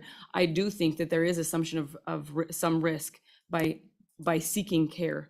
But I think that the amendments that we've discussed here are reasonable. And with that, I would urge an I vote. Go ahead, Representative Ward. Thank you, Mr. Chairman. I think it's really rich for licensing boards to worry about losing their power or the power over patient power over off-label use, since the medical industry allowed the biggest lack of liability in the history of medicine, perhaps, concerning gene therapy, so-called vaccines. So I am in favor of this bill. Penn. Okay, Representative Chadwick. Thank you, Mr. Chairman. An amendment on page 4 to, on line 21, remove the words recommended or. So the language would say, including medical treatment that is not regulated by a health licensing board or Department of Health, but take out the not recommended. Is there a second for that? It's deleting on page 4, line 21, the words recommended or. Is there a second? Second. Thank you, Representative Yen. Further discussion on that amendment? Seeing none, all in favor of that amendment, raise your hand. 2, 3, 4, 5. Okay. Any further discussion or amendments on the bill? Seeing none, Marilyn, if you'd call the roll on House Bill 119. Representative Chadwick, No. Representative Klauston, Yes. Representative Hornick, Yes. Representative O'Hearn, No. Representative Penn, Yes. Representative Trujillo, Yes. Representative Ward, Yes. Representative Yin, No. Chairman Zwanitzer. Aye, I believe is the correct verbiage we use. All right, Representative Penn, you'll have that on the floor. Representative Angeles, I know you've been nicely sitting in the back of the room for a couple of hours. She did leave. Okay, Representative Hearn, is there anybody here to, if you want to present it, you can just present it from your chair. I think I've talked to most everybody on your bill. But if you'd quickly tell us what it does, I'll see if there's anyone on the line who wishes to speak against it, but go ahead. Thank you, Mr. Chairman. A real simple bill. What this bill does is increase the donor pool as the current transplant system doesn't meet demand. The 2 closest transplant centers in 2 large cities in the states to our south and southwest have an average wait of 5 years to receive a kidney. Some wait 7 to 10 years depending on the blood and tissue type. According to the Wyoming Department of Health, 160 Wyoming residents are currently waiting for a kidney transplant. Why I bring this bill is that one of my constituents, who is online, is a kidney organ recipient. She is very happy to have had 23 plus years of travel, weddings, birthdays, grandkids, and sunrises and sunsets to enjoy with the freedom that her kidney transplant has given her. Let's go through the bill real quick. What this bill primarily does in this act is prohibiting discrimination against living organ donors. In Section 1, no individual or group life insurance policy or long-term care insurance policy shall, in Romanet I, deny or cancel coverage. In Romanet II, deny a covered person eligibility or continued eligibility. In Romanet III, reduce or limit coverage or benefits, increase the premiums, or adversely affect the coverage or their cost. And in Romanet IV, preclude a covered person from donating all or part of an organ. Section 2 creates 1 paragraph in the definitions, and that's living organ donor on page 3, who is not deceased or who has donated all or part of one or more of the person's own organs or tissue. Section 3 says this act shall apply to any individual or group life insurance or long-term care insurance contract or policy offered, issued, renewed, delivered, or issued after the effective date. It doesn't affect your insurance that you presently have. And it just allows insurance companies not to raise your rates if you provide an organ. Bottom line, no fiscal impact to the state or to the person donating an organ. You can recover within 2 to 3 weeks. It's done laparoscopically, and the recipient is the one who pays all your costs. I'll stand for any questions. Any questions, Representative O'Hearn? Not seeing any of the Representative Hornock, you do have a question? Go ahead. I do, thank you. Just to clarify, you mentioned that this does protect people from increased premium. Okay, it's Romanet I. Yes. Or triple I. That's, okay. Thank you. Just to clarify that. Okay. Ms. Bush, you here on this? Are you okay with this bill? Okay, with that, Mr. Ryan, all the way, I think, from DC today. Quick comments. Good to see you, Vince. Anything you want to say? Thank you, Mr. Chairman, members of the committee. My name is Vince Ryan. I represent the American Council of Life Insurers, and we represent about 96% of the life insurance, long-term care insurance, and supplemental benefits written in the state of Wyoming. Just wanted to put on the record today that ACLI joins the National Kidney Foundation in support of the bill.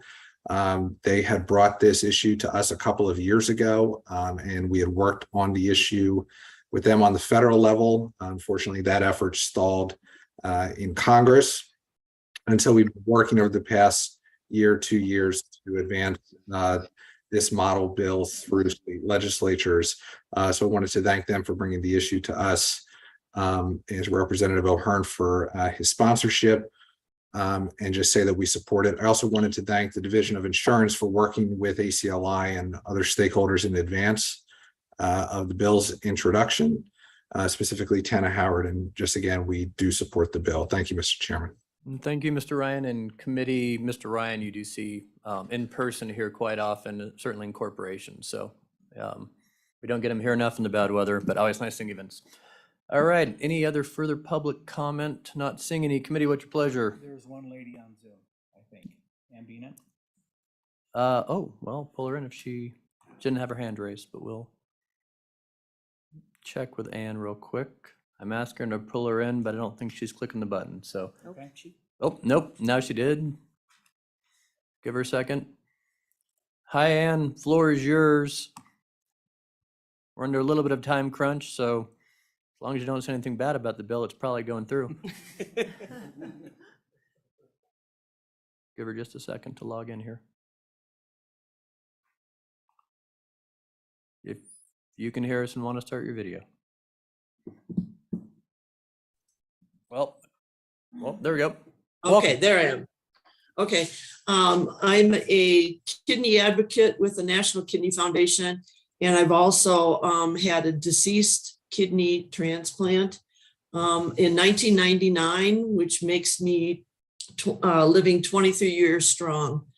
I want to make a quick comparison. When I had my transplant in 1999, there were only like 60,000 people in the US waiting for a kidney transplant. Today, it's over 110,000, and people die every day waiting for a transplant.